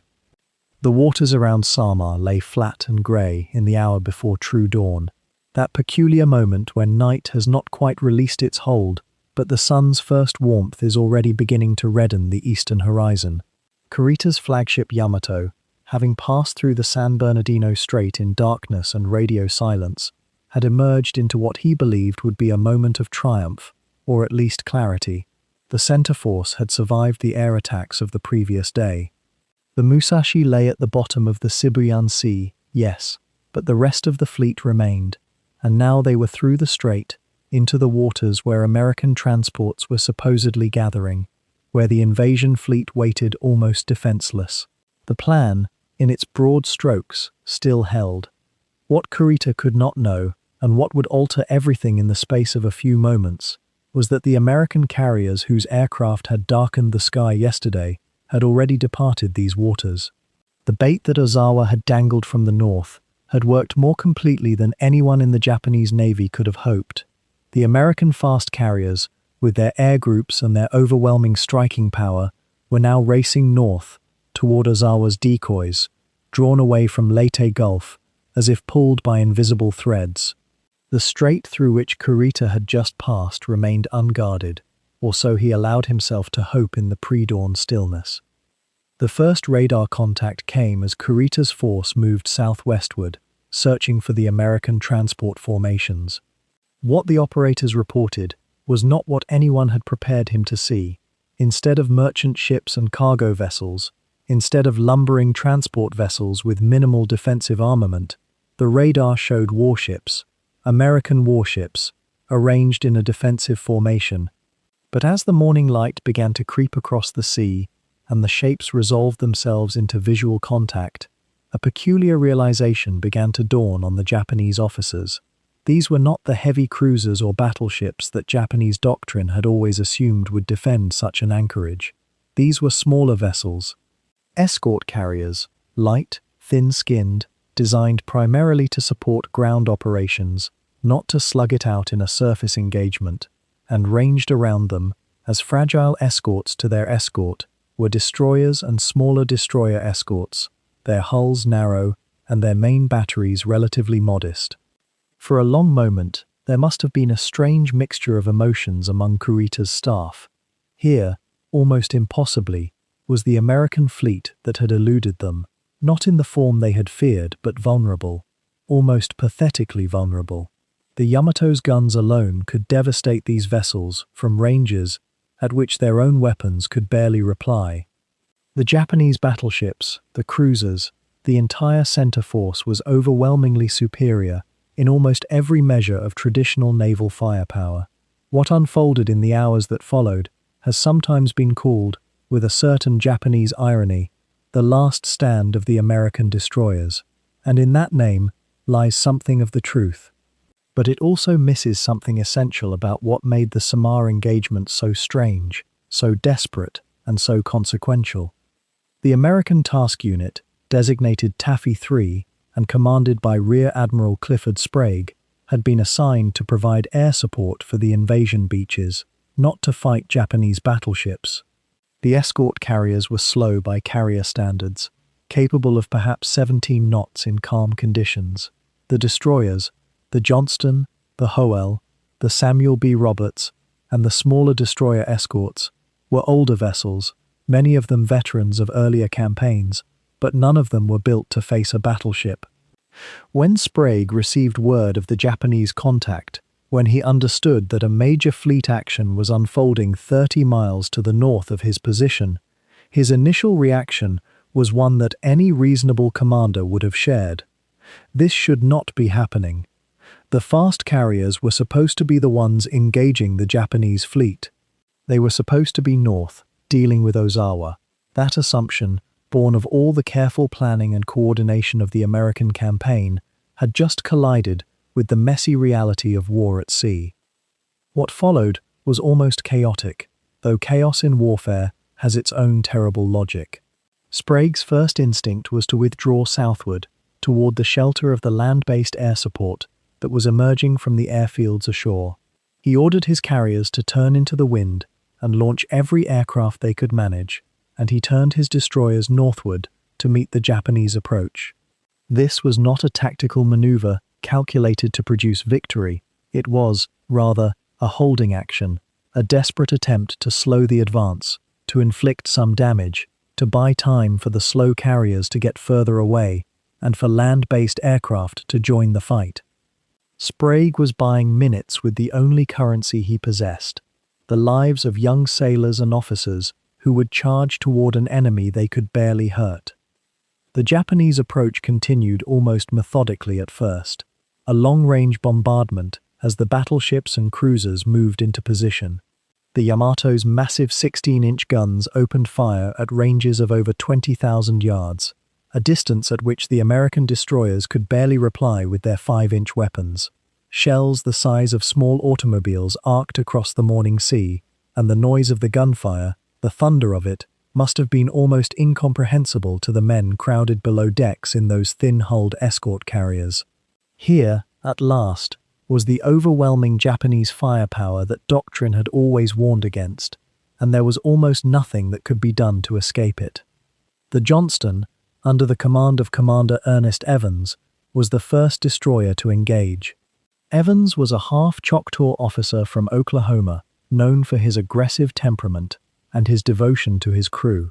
When the order came to attack, to interpose himself between the Japanese fleet and the carriers, Evans drove his ship forward at full power, his crew manning their stations with a kind of grim determination. The Johnston's guns were insignificant compared to the battleships approaching, but Evans understood something fundamental about naval warfare, something that extends back centuries to the age of sail. A ship's position, her willingness to advance, her refusal to yield ground, these had a psychological weight that mere firepower could not quite measure. If the Japanese could be confused about American intentions, if they could be made to hesitate even for a moment, that moment might be enough. The battle that unfolded across the next few hours was almost surreal in its nature. The American destroyers, vastly outmatched, charged repeatedly toward the Japanese battleships and cruisers, laying smoke screens to conceal the carriers, launching torpedo attacks that had almost no realistic chance of success, and drawing fire upon themselves with a kind of calculated heroism that was not particularly glorious. It was simply what the moment demanded. The Johnston took multiple direct hits from Japanese shells. Her superstructure was torn away, her engineering spaces flooded, and yet the ship continued to fight, her guns continuing to fire, even as the crew labored to keep her afloat. The Hoel, another destroyer, pressed into the attack with similar devotion and similar cost. The Samuel B. Roberts, the smallest of the American warships present, a destroyer escort never intended for fleet combat, drove forward against gun positions that outweighed her entirely, and the officers and crew aboard her understood perfectly well that they were very likely not going to survive this engagement. The escort carriers, in the meantime, were doing something that seems almost forgotten in the accounts of the battle itself. The pilots, many of them inexperienced, many of them trained primarily for ground support missions rather than fleet defense, were launching their aircraft with ammunition that was not ideal for the task, armor-piercing bombs that did not detonate reliably against unarmored targets, or no ammunition at all, just to keep their planes in the air as a visible presence to make the Japanese think more carefully about their approach. One American pilot, a young ensign, made multiple passes at the Yamato herself, rocking the great battleship with the psychological impact of his presence, if not with any real damage. Imagine the absurdity of this. Aircraft designed for close ground support, piloted by men trained to attack landing craft and trucks, throwing themselves against the largest battleship in the world, their weapons unable to penetrate, but refusing nonetheless to leave the fight. The smoke across the water grew thicker as the morning progressed.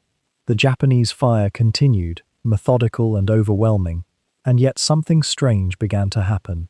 The American ships, though outnumbered and outgunned, were not behaving as Japanese officers had expected. They were not breaking, they were not fleeing in panic, they were, instead, fighting with a kind of stubborn, irrational courage that was difficult to reconcile with the tactical reality of the situation. Ships that should have been sunk already were still fighting. Destroyers that were crippled and burning were still launching torpedoes. The escort carriers were still launching aircraft, still retreating at their frustratingly slow pace, their smoke generators creating a pall that made targeting more difficult for the Japanese gunners. And as the minutes stretched into an hour, and the hour into 2 hours, something began to shift in the minds of the Japanese officers. Kurita, on the bridge of the Yamato, was receiving increasingly confused and fragmentary reports about the composition and strength of the American force. His communications were not optimal. The noise of battle itself made coordination difficult. Some of his subordinate commanders, believing themselves to be engaging heavier American units than they actually were becoming cautious. The Japanese had come through the strait, expecting to find American transports and light forces. Instead, they found what appeared to be, in the chaos and smoke of battle, a more formidable American fleet, defending itself with a tenacity that suggested greater reserves of strength than might actually exist. The American ships seemed to be splitting apart, creating confusion about their true positions. New radar contacts were appearing and disappearing. Was there a larger American force nearby? Were these escort carriers the only defenders, or was there a heavy cruiser force behind them? In the fog of battle, in the screaming chaos and the thunder of guns, certainty became almost impossible. What Kurita saw emerge from the dawn mist and smoke that morning off Samar was not what his intelligence officers had promised him.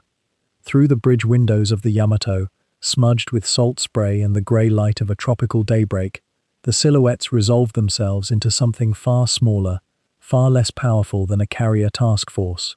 And yet what unfolded in the next 3 hours would become a moment of such ferocious, almost desperate courage that even those who would later criticize Kurita's decision would find themselves pausing, reflecting, searching for words adequate to what these men had done. The American destroyer escort USS Johnston, under the command of Commander Ernest Evans, was the first to move. She was a Fletcher-class destroyer, not much more than 1,000 tons of steel and muscle, armed with 5-inch guns and torpedoes, and when Evans realized that the massive shapes bearing down on his screen were Japanese battleships and cruisers, he made a choice that spoke to something deep in the training and character of those men. Rather than falling back, Rather than attempting to screen the escort carriers as doctrine might have suggested, he turned directly toward the advancing Japanese fleet. The Johnston, impossibly small in that moment, began to lay smoke and fire, and the crew of that ship, many of them barely 20 years old, knew with a kind of quiet certainty what they were doing. They were buying time. That was their only job now. Buy time, and perhaps, confuse the enemy enough that the slower escort carriers might escape. The Howell followed, and then the Samuel B. Roberts, the smallest of the three, a destroyer escort really, built hastily during the war, less robust than her larger sisters. All three ships moved into the churning water between Kurita's center force and the cluster of light carriers and cargo ships they were protecting. All three knew, in the wordless knowledge that sailors carry, that they were outgunned beyond measure. The Japanese battleships carried guns of 14 inches, 16 inches. The destroyers carried 5. There was no mathematics in which this was anything but sacrifice. What happened next, from Kurita's perspective on the bridge of the Yamato, was a kind of cascade of impressions and contradictions. The Americans were not trying to sink the battleships. They were maneuvering wildly, appearing and disappearing in walls of their own smoke, making themselves difficult targets while they launched their small torpedoes and fired their small guns with a kind of frenzied persistence that seemed almost irrational to officers trained in the geometry of fleet tactics. The destroyers took hits, the Johnston was damaged, burned, listing, and yet she kept turning, kept firing, kept charging back in toward the massive guns. The Howell was hit repeatedly, struck by shell after shell from the Japanese cruisers screening the battleships. The Samuel B. Roberts, that small ship, rushed in with her torpedoes and her 5-inch guns blazing, knowing that she was made of thinner steel, lighter frame, less able to absorb punishment. One can imagine, perhaps, what was passing through Kurita's mind as reports came to him across the radio net. Torpedo in the water, destroyer attacking from starboard, smoke obscuring the target, enemy evasive maneuvers, American carrier launching planes. Was the smoke real, or was it being used to deceive him? Were there more ships beyond what he could see? In the chaos and the screaming of shells, with the Johnston's guns still firing even as she took water, even as her crew worked to keep her afloat, could Kurita truly see what was happening? The 3 American destroyers did not sink the Yamato. They did not turn back the Japanese fleet through firepower alone. But what they did, in those hours of smoke and noise and desperate maneuvering, was create a fog. Not the fog of weather, though there was plenty of that too, but the fog of uncertainty. They made themselves so difficult, so mobile, so persistent in their attacks, that any officer commanding a fleet in that moment would have had to ask himself questions. Were there more American ships beyond the smoke? Had the carriers already escaped? How many more destroyer attacks would come? And in the background of all these tactical questions, there was something deeper, something about the sheer will to fight, to resist, to contest every moment, even when the outcome seemed already written. The Johnston went down. She took enough damage that she could not be saved, and she slipped beneath the Sibuyan Sea, and with her went Commander Evans and many of his crew, though some lived to tell the story. The Howell sank as well, broken by the weight of fire that Japanese guns could pour out. The Samuel B. Roberts, that small ship, went down still firing, still trying, still devoted to her purpose, until water filled her compartments and she could no longer stay afloat. From Kurita's vantage point, though, what remained in his mind and in the minds of his officers was not the clear vision of victory, but something fractured and uncertain. Were these 3 small ships truly all that stood between him and the prize, or were they the screen for something larger? The smoke was so thick, the reports were coming in from so many different directions. Japanese cruisers were maneuvering, Japanese battleships were shifting fire, and in that moment of what should have been overwhelming superiority, the picture became somehow less clear rather than more so. This is the weight of battle, the strange alchemy of combat where courage and sacrifice can be measured, not in their outcome, but in their effect on the mind of the enemy. Those three American destroyers, in their final hours, did something that no tonnage of armor or firepower alone could have done. They introduced doubt. And doubt, in the mind of a commander in the smoke and chaos of a battle he did not fully understand, becomes a weight all its own. Through the smoke and confusion of that dawn battle off Samar, as shells screamed across narrowing waters, and the air itself seemed to vibrate with the percussion of gunfire, Kurita stood on the bridge of the Yamato, receiving reports that painted an increasingly fragmented picture of the world around him. The nature of naval combat, particularly when fought amid poor visibility and the chaos of simultaneous action across a vast stretch of ocean, is that no single commander ever possesses complete clarity. What reaches the Admiral is always filtered through the urgency and stress of those reporting, through the limitations of radio communication, and through the fog that settles so naturally over any battle once it truly begins. The messages coming to Kurita's ears grew more troubling as the minutes accumulated. His heavy cruisers were reporting that they had achieved hits on the American escort carriers, yet those ships continued to float, to maneuver, to launch their small aircraft. The American destroyers and destroyer escorts, vastly outgunned and seemingly doomed, were executing a discipline that only deepened the sense of mystery. Why did they charge? Why did they not scatter? What manner of resolve or desperation could compel such lightly armed ships to attack the mightiest battleships in the world? And beneath those immediate tactical puzzles lay a darker current of doubt. Reports had been arriving, some reliable and some not, that spoke of American fleet carriers operating nearby. Kurita himself had been told repeatedly that the carriers guarding the San Bernardino Strait had been drawn away by Ozawa's northern force, that the way was clear.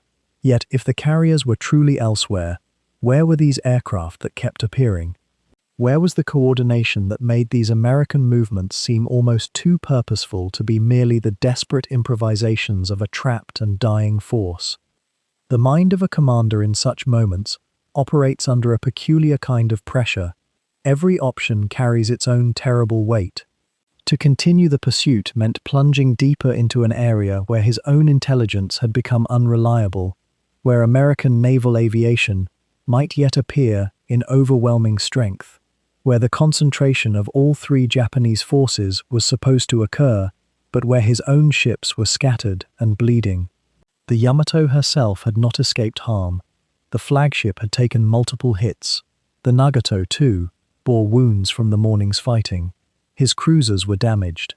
Some of his destroyers had expended their ammunition in reckless, glorious charges that had accomplished little in tactical terms and much in emotional ones. The very instrument of his will, the center force, was beginning to show the strain of battle, and the battle was not going according to plan. There is a particular loneliness to command in such moments, a weight that cannot be shared with subordinates, because subordinates require certainty, or at least the appearance of it. Kurita had shown, throughout his career, a tendency toward thoughtfulness, toward caution, grounded not in cowardice, but in an almost intellectual appraisal of risk. He was not a man who craved glory. He was not a man who saw battle as an arena for demonstrating personal valor at the cost of tactical sense.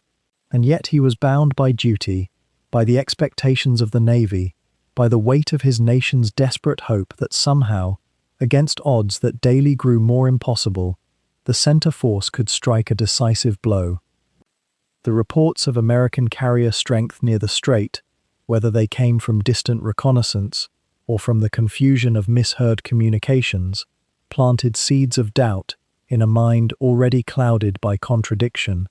Had the carriers truly been drawn away, or had the diversionary force failed in its purpose? The American light carrier Chitose, which was part of Ozawa's force far to the north, sent a transmission indicating that an American task force of heavy carriers was approaching the area. Another message suggested that the escort carriers off Samar were part of a far larger fleet assembling to the south and east. Each report, each whisper of intelligence, tilted the balance of calculation toward caution. And there was, too, the simple accumulated exhaustion of battle. Combat, when it reaches a certain intensity, does not merely affect the body, it reshapes perception itself. Colors seem sharper. Time moves strangely, both stretched and compressed. Sound becomes overwhelming and then somehow distant. The mind narrows to the immediate crisis, and the broader strategic picture, which had seemed so clear in the planning rooms of Tokyo, becomes abstract, theoretical, almost unreal. Kurita had been awake and alert for many hours now. The men around him bore the same haggard expressions. The engines of his ships had been driven hard. The ammunition magazines were being depleted with each exchange of fire. At some point, and precisely when remains a matter of historical interpretation and sometimes of dispute, Kurita made the decision that would define his legacy and that would trouble him, seemingly, for the rest of his life. The order was given. The center force would cease its pursuit of the American escort carriers. The ships that had penetrated so far through the night, that had paid such a cost in lives and steel to reach this moment, would turn. They would withdraw northward initially, then gradually more westward, abandoning the immediate battle and the prospect of striking at the American amphibious fleet itself. It was not a decision that any subordinate had recommended. It was not a decision that higher command in Tokyo had authorized or anticipated. It was Kurita's decision alone, made in the crucible of conflicting information and the weight of unfinished purpose. And it was immediately controversial, at least among some observers, though others present on that bridge and in the surrounding ships seemed to understand that their commander was making a calculation about probabilities and risks that suggested continuing the advance would result not in victory, but in the annihilation of the center force itself, with no comparable gain. What drove the decision? Here we enter the realm where certainty becomes difficult, and where historians and former officers have offered differing interpretations. Some have emphasized the reports of American carrier strength, real or phantom. Others have pointed to the material damage to his ships and the progressive exhaustion of his crews.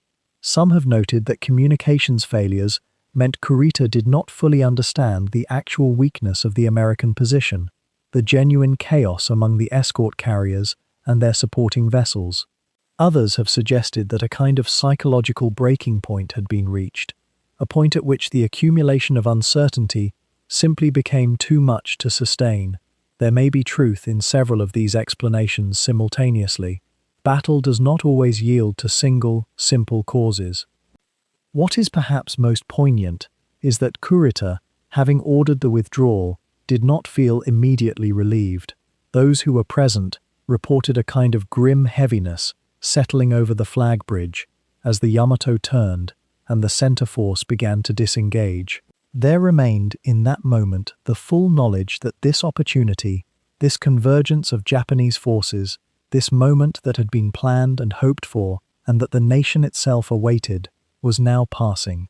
Whether it could have succeeded, whether Kurita's continuation would have resulted in triumph or merely in faster annihilation, would remain forever unknowable. The choice had been made. History would have its answer, but the man who made it would spend the remainder of the war, and indeed the remainder of his life, living with the knowledge that the moment when everything might have turned had instead turned away.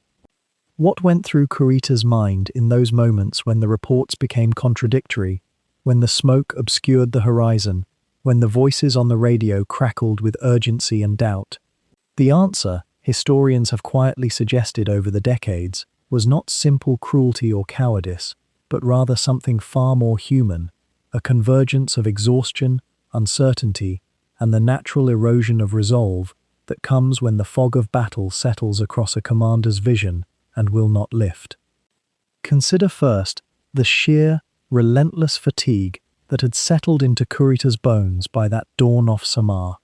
He had been awake for nearly 30 hours, standing on the bridge of the Yamato, watching the Musashi die through the previous day. To watch a sister ship, a vessel of such power and majesty, built with the same care, manned by sailors you have trained and known, to watch her sink beneath you in slow, terrible stages, struck over and over by American aircraft, until her hull could no longer hold the sea, this is not an experience that leaves a commander fresh and clear. The human mind, even a disciplined mind, Even the mind of an admiral begins to slow under such weight. The decisions that come afterward are made not in perfect clarity, but in the shadow of what you have just witnessed. In that state, your instincts narrow, your caution grows sharper, your willingness to risk further becomes harder to sustain. But exhaustion alone does not explain the withdrawal.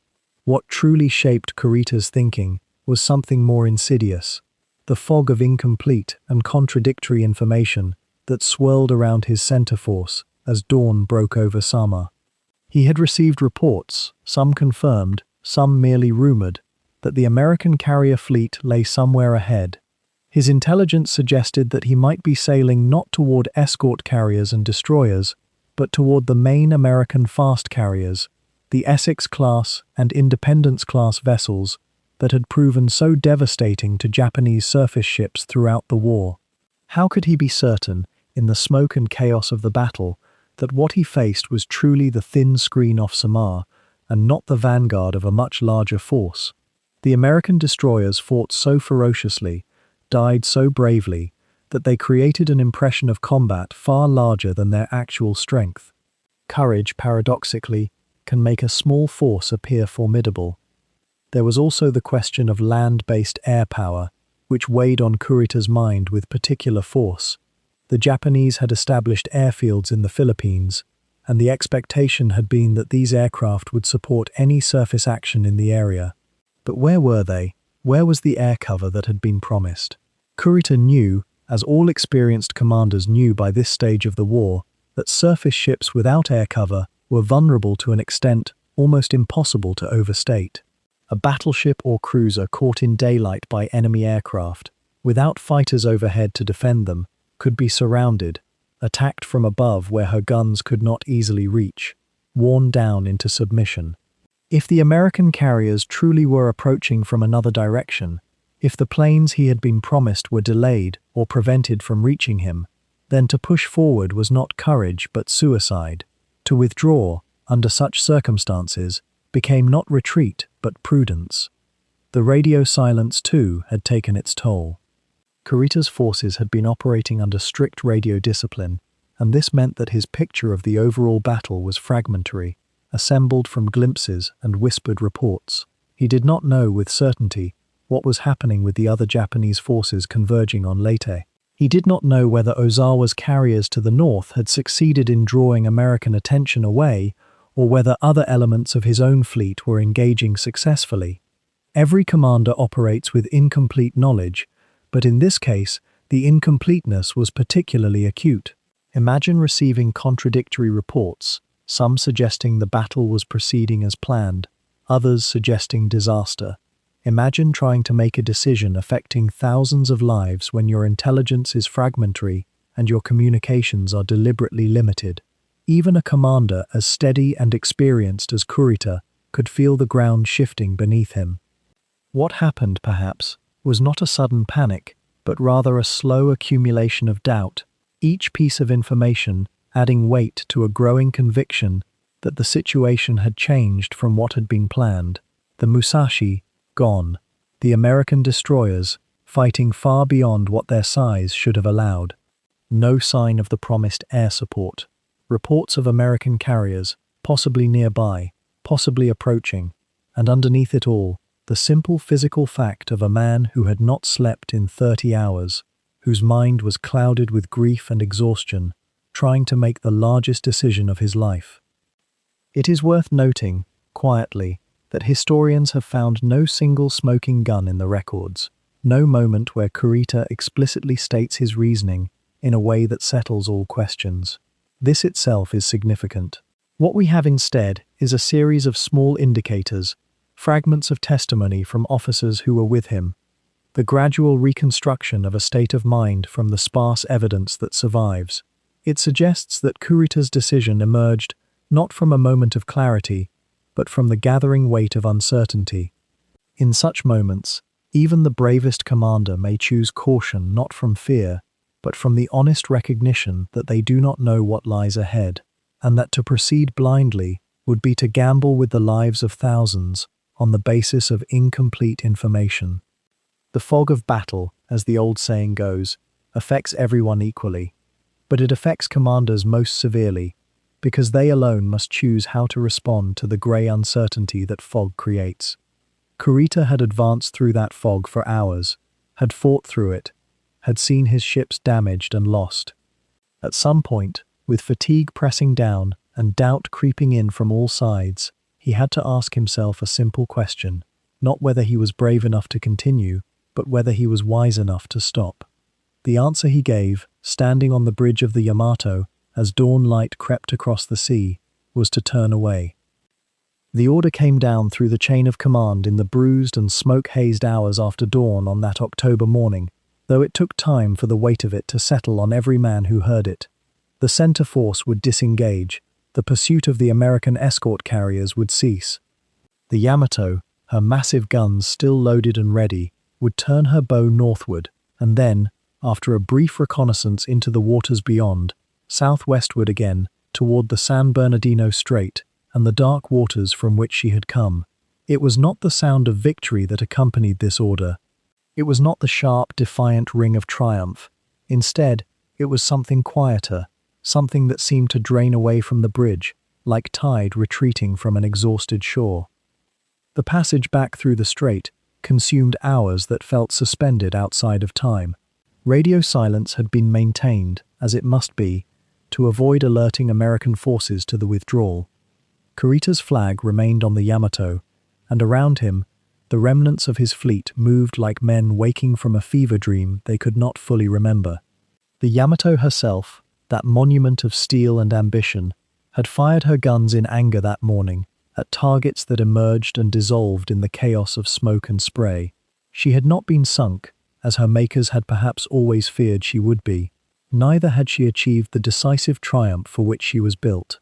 She simply turned, as her admiral commanded, and moved through the familiar passage back to sea. The night had been strange in its way, that passage through San Bernardino in darkness, with the knowledge that American ships might be anywhere, might be waiting. But the darkness had held. The Americans, it seemed, were not there. And so the center force slipped through like ghosts retracing their steps, and when they emerged on the other side, into the wider waters of the Philippine Sea, there was a kind of exhaustion that settled over every quarterdeck and gun turret and engineering space. The men had been at general quarters for more than 18 hours. They had seen shipmates killed. They had endured the thunder of their own great guns and the shriek of shells passing overhead. The Musashi, that proud sister ship, that mirror of the Yamato's might, was gone, sunk beneath the waves in the Sibuyan Sea, her crew lost, or clinging to debris, in waters where rescue could not easily come. What must it have been like for Kurita, in those hours of withdrawal, to know that the great battle he had fought was not yet decided, and yet he had chosen to step away from it? The reports that had reached him, filtered through the haze of battle and the confusion of radio transmissions, had spoken of American carriers in the waters ahead. Not the light carriers of Samar, those slight, fragile things that his ships had engaged, but the heavy carriers of the main American fleet, the great floating fortresses that had sunk the Musashi and would surely annihilate anything foolish enough to press further. Whether those carriers truly existed in the numbers he had been told, whether the intelligence was accurate or distorted by the fog of combat, by the natural tendency of men under fire to overestimate and misinterpret, remained unclear, even as the Yamato cut through the water toward home. The crews felt it most acutely, perhaps. The ordinary sailors who had endured the heat and terror of their stations, who had loaded shells and watched through periscopes, and tended to the wounded in narrow corridors below the waterline. They had steeled themselves for a great final clash. They had been told, in the way sailors are told such things, that this operation might determine the fate of nations. And yet here they were, withdrawing, leaving unfinished the business for which they had come so far and at such cost. There was no shame in it, such was the nature of war, the unpredictability that lay beneath every plan and order. But shame and disappointment are not always the same thing, and the disappointment was there, a weight that mingled with exhaustion and grief. The damage assessment, carried out as the fleet moved southwestward, revealed ships scarred by American shells and bombs, hulls taking on water in places, engines running rough from the strain of high-speed maneuvering and combat. The Yamato herself bore the marks of her passage through the Sibuyan Sea, near misses that had sent shockwaves through her hull, minor hits that her thick armor had turned aside. She would survive to sail again. But survival itself, when measured against the grand purpose of the operation, could feel hollow. Other ships would not. The light cruiser Noshiro would be lost before the fleet reached safety, struck by submarine-launched torpedoes in the dark. The destroyers bore wounds, lesser but real, reminders that American steel had reached out and touched them wherever they turned. And Kurita himself, what thoughts occupied the private space behind those calm, weary eyes as he gazed across the water and considered what had transpired? The man was not one for grand displays of emotion, not one to share his deepest doubts with those around him. He was a naval officer of the old school, trained in the virtues of composure, of accepting duty and executing it to the best of one's ability, regardless of whether victory or defeat seemed the likely outcome. Yet he was also human, and he had just ordered the withdrawal of the largest battleship force ever committed to a major naval battle, away from an enemy that had appeared vulnerable, away from the opportunity he had been sent across thousands of miles of ocean to seize. The weight of that decision, the awareness of it, must have pressed upon him like the deep water itself. The crews, too, sank into a kind of numb silence as the hours passed. The adrenaline that had sustained them through combat gradually drained away, leaving behind a hollowness that sleep could not quite fill.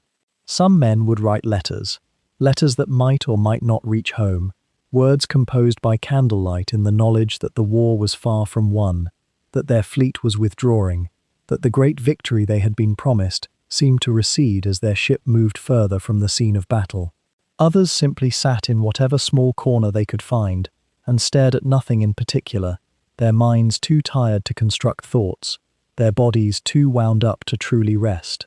The sea was calm as they moved through it, the sky gradually lightening from black to grey to a pale, indifferent blue. The war would continue, they would continue, but something had ended there in those waters off the Philippines, something that could not be recovered or refought, and the knowledge of it lay across the fleet like ash settling on still water. The message that reached Tokyo on the morning of October 25th arrived first as fragments, a radio report, then an update, then silence. The center force, which had passed through the San Bernardino Strait in darkness with such careful resolve, had encountered American ships off Samar. There had been a battle. It was fierce. And then, as the morning wore on and reports continued to filter through the naval communications network, the fundamental fact that no commander wanted to hear, Admiral Kurita had turned back. In the operations centers and offices throughout the Naval General Staff, the reaction was not quite disbelief, but something closer to the kind of quiet shock that comes when a long-held assumption suddenly crumbles. The orders had been explicit. The opportunity had been unprecedented. Kurita's center force, that massive assembly of battleships and cruisers, had been meant to break through to Leyte Gulf and destroy the American transports, the supply ships, the slow-moving cargo vessels that represented the foothold of American invasion. It was the purpose of the entire Shogo operation. It was the last throw of the dice for the Imperial Navy, and yet he had turned away. The initial reactions came swiftly, and they carried the weight of disappointment laced with something sharper, a questioning that bordered on accusation, though it was often delivered in the careful, measured language that the Japanese military command affected, even in moments of crisis. Some officers, particularly those younger and less inclined toward the subtle protocol of such discussions, spoke openly of timidity. Admiral Kurita, they suggested in the corridors and in private conversations that would later find their way into the historical record, had lost his nerve. He had turned away from victory.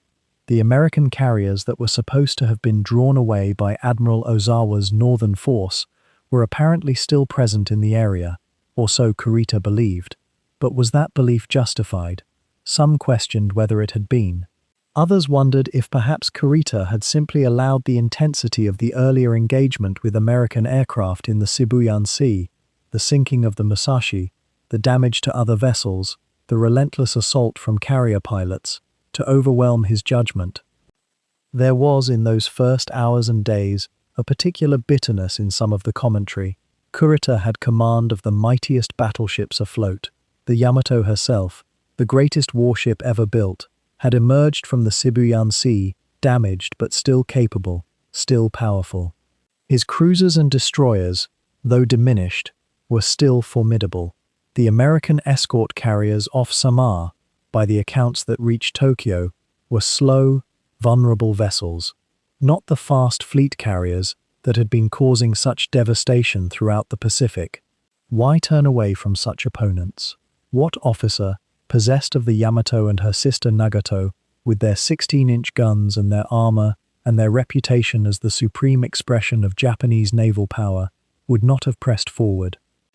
Yet there were those in Tokyo, and more particularly among the senior officers, who had themselves commanded fleets or understood the particular exhaustion and uncertainty that came with exercising command in the midst of chaos, who offered a quieter interpretation. These men did not excuse Kurita's decision, but they understood the weight of it differently.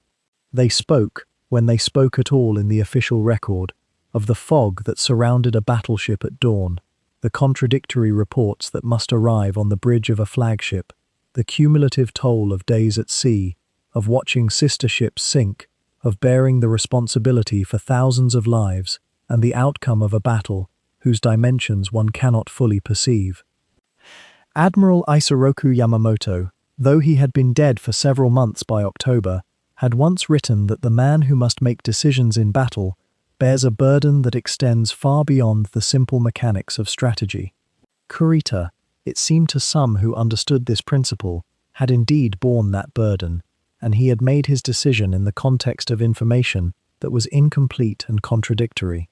The American carriers that he feared, were they truly present? He could not be certain. Land-based air power from Luzon, which had been promised to support the center force, had not materialized in the numbers expected. His ships were damaged, his crews were exhausted. His picture of the battle, like that of any commander surrounded by smoke and noise, and the constant chatter of damage reports, could not possibly have been complete.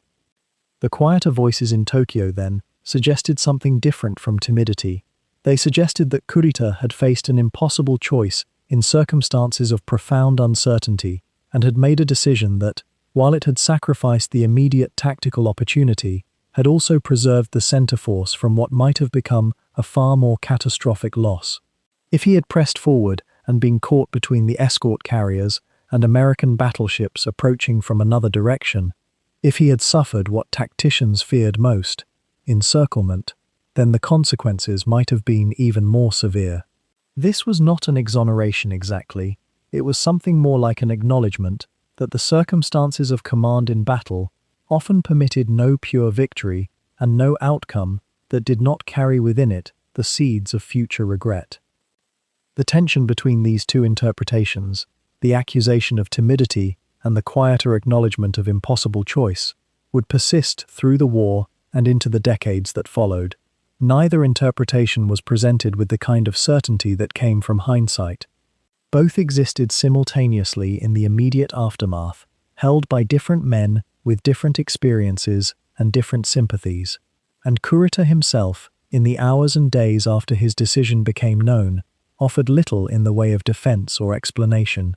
He sat with his thoughts, as he had always done, bearing his own assessment of what had transpired in those dawn hours off Samar. What remains striking, from the vantage of time, is that both the accusation and the defense carried some truth, and that the most honest historical judgment must acknowledge the impossibility of the position in which Kurita had found himself. A commander who presses forward when retreat is the safer option risks catastrophe. A commander who turns away from what might have been victory carries the weight of that decision for the rest of his life. Kurita had to choose, and he chose, and in the offices of Tokyo, the echoes of that choice would continue to reverberate, neither fully condemned nor fully vindicated, but remembered as an act that changed the trajectory of the war in the Pacific. What became of Admiral Kurita in those final, contracting months when the vast machinery of the Imperial Japanese Navy rusted and fractured around him like a ship settling into the deep? The question hangs over the remaining chapters of his wartime service, like fog over a silent harbor, for his later assignments were marked less by consequence than by a certain, almost deliberate fading from the arena where his reputation had been forged, and then, in the eyes of many, broken. In the weeks following his return from Leyte Gulf, Kurita remained in nominal command of the Second Fleet, though the fleet itself had become a shadow of what it had been. The great battleships that had survived, the Yamato herself, wounded but still afloat, still proud in some deep way, were gradually withdrawn from active operations.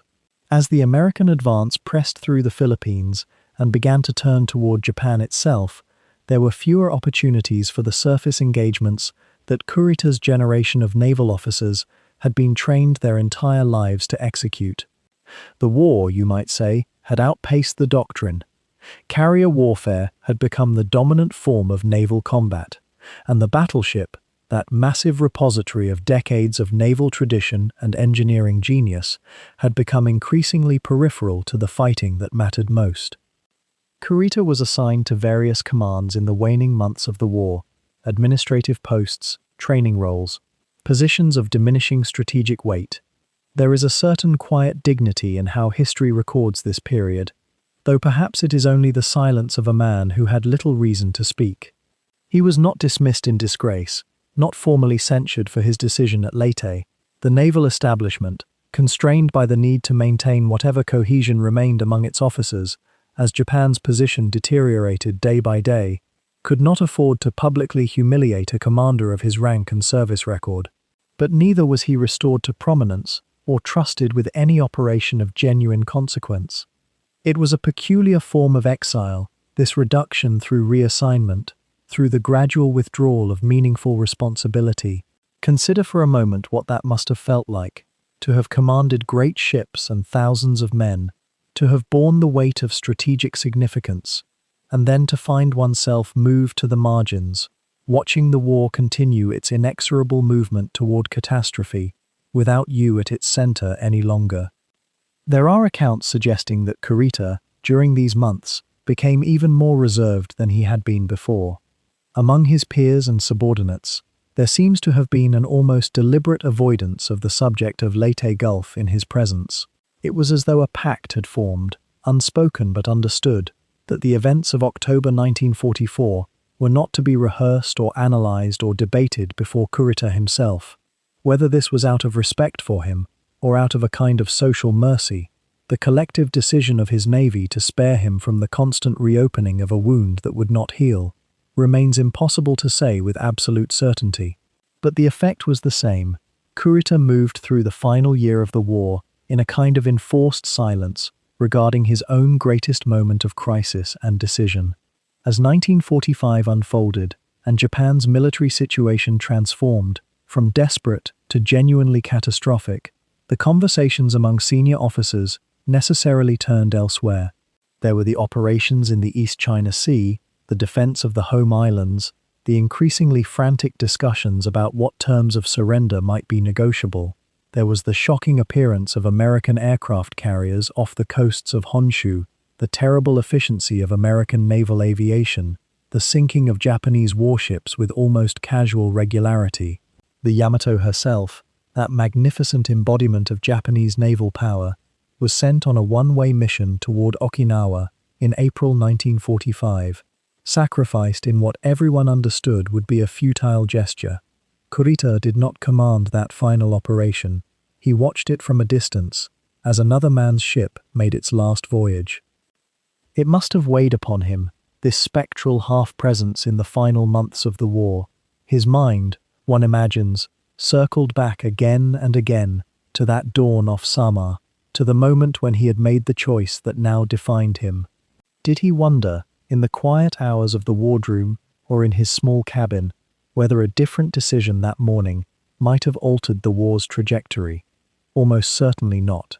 There was no evidence in the historical record that Kurita was a man given to counterfactual fantasy or to the kind of wistful regret that can poison a person's peace of mind. Yet there is something about the human experience of having made a decision of immense consequence, and then having to live with that decision as events unfold in ways that seem, at least from the outside, to have proven it wrong. That is a private torment that does not always express itself in words or documented actions. What is known, and what matters for our purposes here, is that Kurita maintained his dignity and his composure through these final months.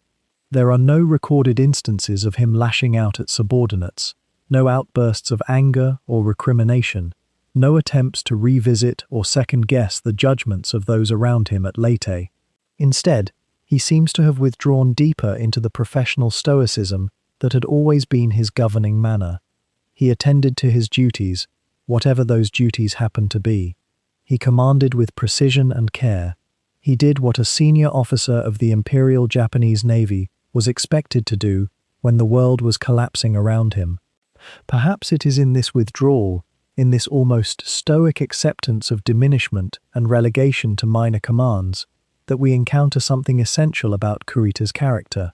He was not, it appears, a man of great ambition or a seeker of glory. When glory had been within reach, he had turned away from it, or at least that is how it seemed to those who judged him in the aftermath of Leyte. And now, as the war ground toward its inevitable end, he was not fighting to reclaim his reputation or to restore himself to the center of events. He was simply, quietly, enduring.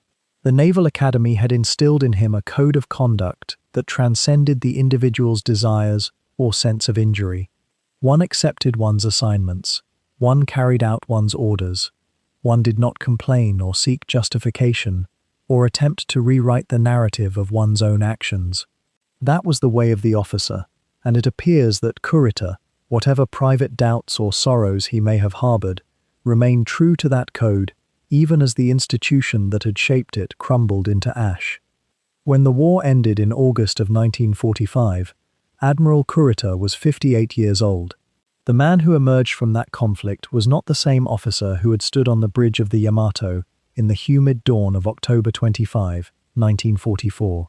The years of total war, the mounting losses, the impossible decisions made in darkness and confusion, all of it had worn into him like water into stone, leaving channels of thought that would never entirely smooth away.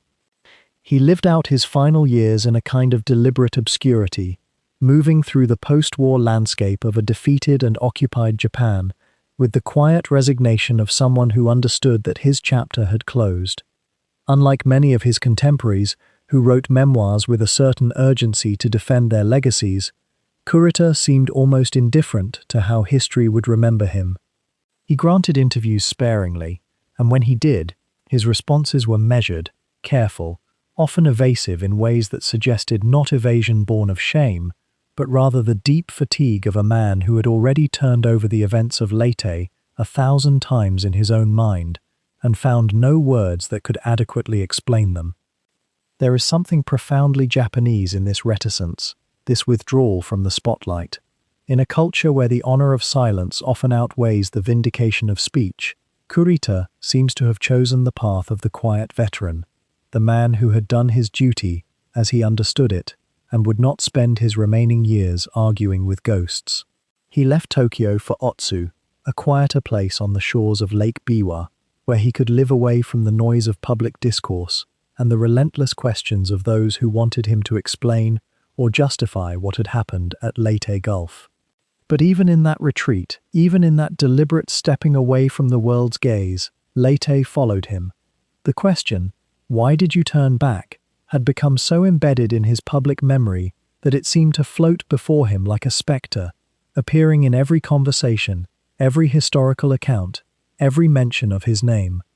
For officers and historians alike, Leyte had become the lens through which Kurita's entire career was refracted, as if all the years of steady command, of careful seamanship, of proven competence, had been rendered invisible by a single decision made in the smoke and confusion of a battle off an island he could scarcely see.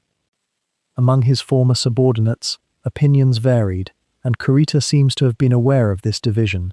Some of the officers who served under him at Leyte carried a lingering resentment, a sense that their admiral had been the architect of a missed opportunity, a moment when victory, or at least a more dramatic engagement with the American escort carriers, might have been seized.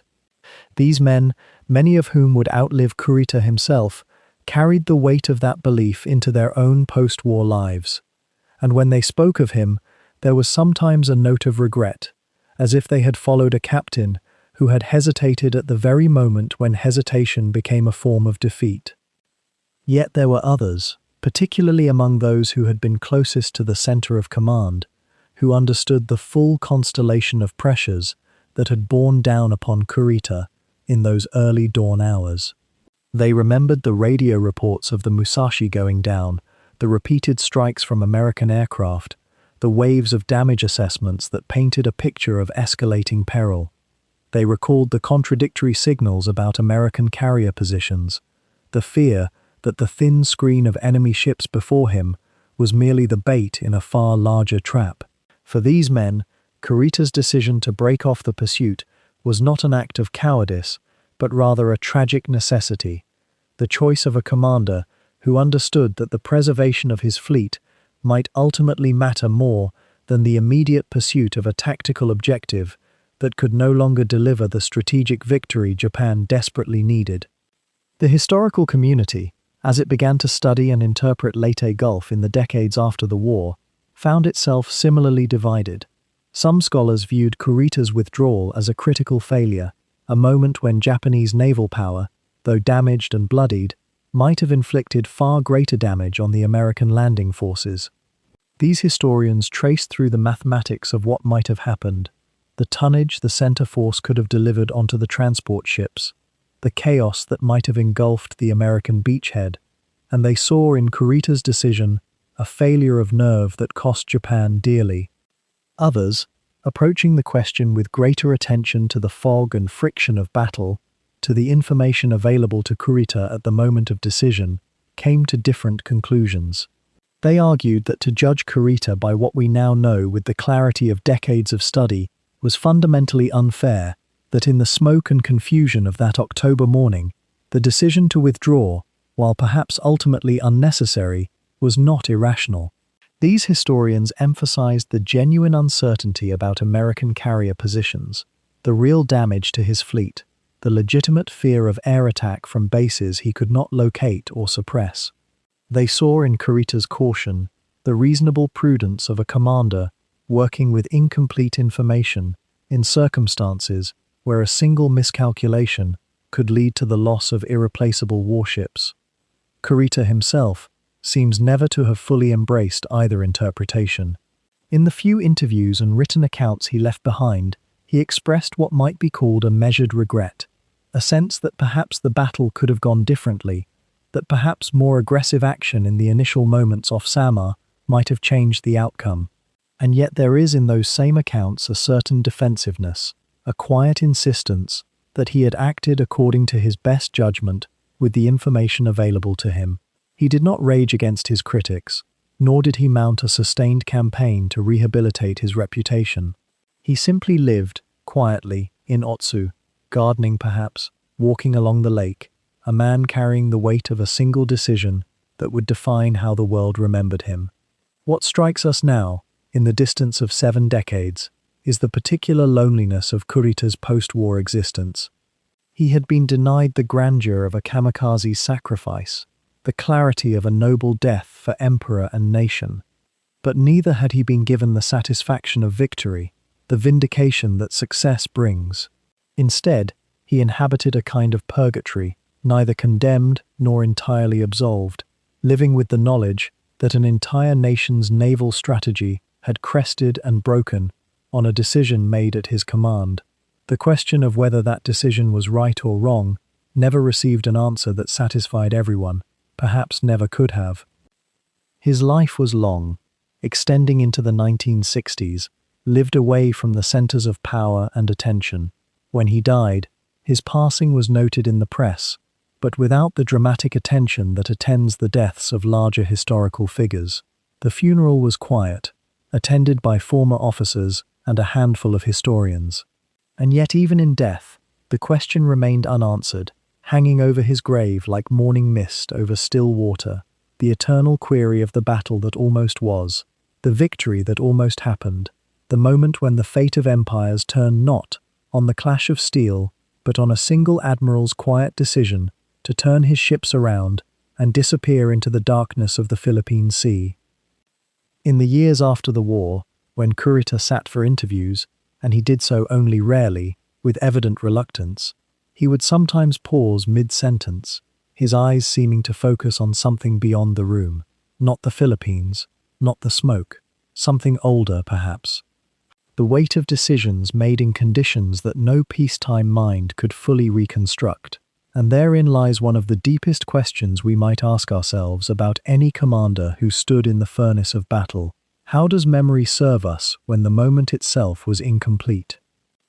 The Battle of Samar, when Kurita's center force emerged from the dawn mist and found not the Third Fleet, but a screen of escort carriers barely displacing a quarter of the tonnage arrayed against them, was a collision of incomplete information, sensory chaos, and the kind of uncertainty that no amount of training can truly prepare you for. In the smoke and the noise, with radio reports coming in fragmented and often contradictory, with the testimony of his own eyes sometimes contradicting the reports of his subordinates, Kurita had to choose, not with clarity, not with the luxury of hindsight that we, now, possess in such abundance, but in that moment, with the knowledge he actually carried. The sea, in its vastness, does not care about our certainties. And perhaps that is one of the gentler truths that military history can offer us. Not that commanders are infallible, but that the conditions of command often exceed the capacity of any single human mind to master completely. Kurita was not a small man in his thinking or his preparation. He had spent decades studying the sea, the weapons upon it, the doctrine that governed the use of those weapons. And yet when the moment came, when his flagship Yamato's spotters reported American air attacks that no longer seemed to be coming, when his own ships reported torpedoes in the water that could not be verified, when the tactical picture broke apart into fragments of smoke and partial vision, he found himself asking the question that every commander must ask: is this defeat disguised as opportunity, or is this opportunity disguised as defeat? We cannot know what Kurita truly saw in those hours. We have his reports, written after the fact, shaped by his own need to explain himself to his superiors and to history. We have the testimonies of his officers, each filtered through their own perspectives, their own fears, their own understanding of what the guns around them were telling them, and we have the strange mercy of the American accounts, which show a far smaller, more desperate engagement than what Japanese observers thought they were witnessing. The smoke that filled those waters between Samar and Leyte Gulf was not merely the smoke of the battle itself, but the smoke of incomplete knowledge, of signals misread, of distance and technology, and the simple human limitation of seeing and understanding at once. What strikes the reflective mind most deeply is how little certainty Kurita appears to have found, even in his own decision. The Japanese records suggest not a moment of triumph, or even confident withdrawal, but rather a commander managing an intolerable situation with the best judgment available to him, knowing already that his judgment was being made in conditions of profound uncertainty. He turned north, then west, then away. The center force withdrew, and in withdrawing, whether through caution or through a clearer reading of the tactical situation than his critics allowed, Kurita ensured that no American capital ships would be sunk at Leyte Gulf. That alone, in the cold arithmetic of war, may have been victory enough, not to break through and strike the landing forces, but to deny the American fleet a decisive engagement that might have shattered Japanese naval power entirely. In the decades that followed, Kurita remained largely silent about Leyte, not from shame perhaps, though there was surely some of that, the unavoidable shadow of a battle that Japan did not win, but from something more fundamental, the knowledge that the battle itself existed in the smoke, and that no amount of explanation could fully disperse that smoke for those who were not there. How does one explain In the calm of a peacetime study, the feeling of uncertainty when your own guns cannot tell you what is happening 3 miles away, when the horizon itself seems to be moving toward you with hostile intent, when the noise itself becomes a form of blindness. There is something quietly wise, perhaps, in Kurita's reluctance to defend himself too strenuously. It speaks to an understanding that the moment cannot truly be reconstructed, that duty in battle is often not about achieving perfect clarity, but about making the best decision available in conditions of profound obscurity. The sea does not care whether we understand our choices, it simply records them indifferently and moves on. And it is with that movement that we might allow our own minds to settle.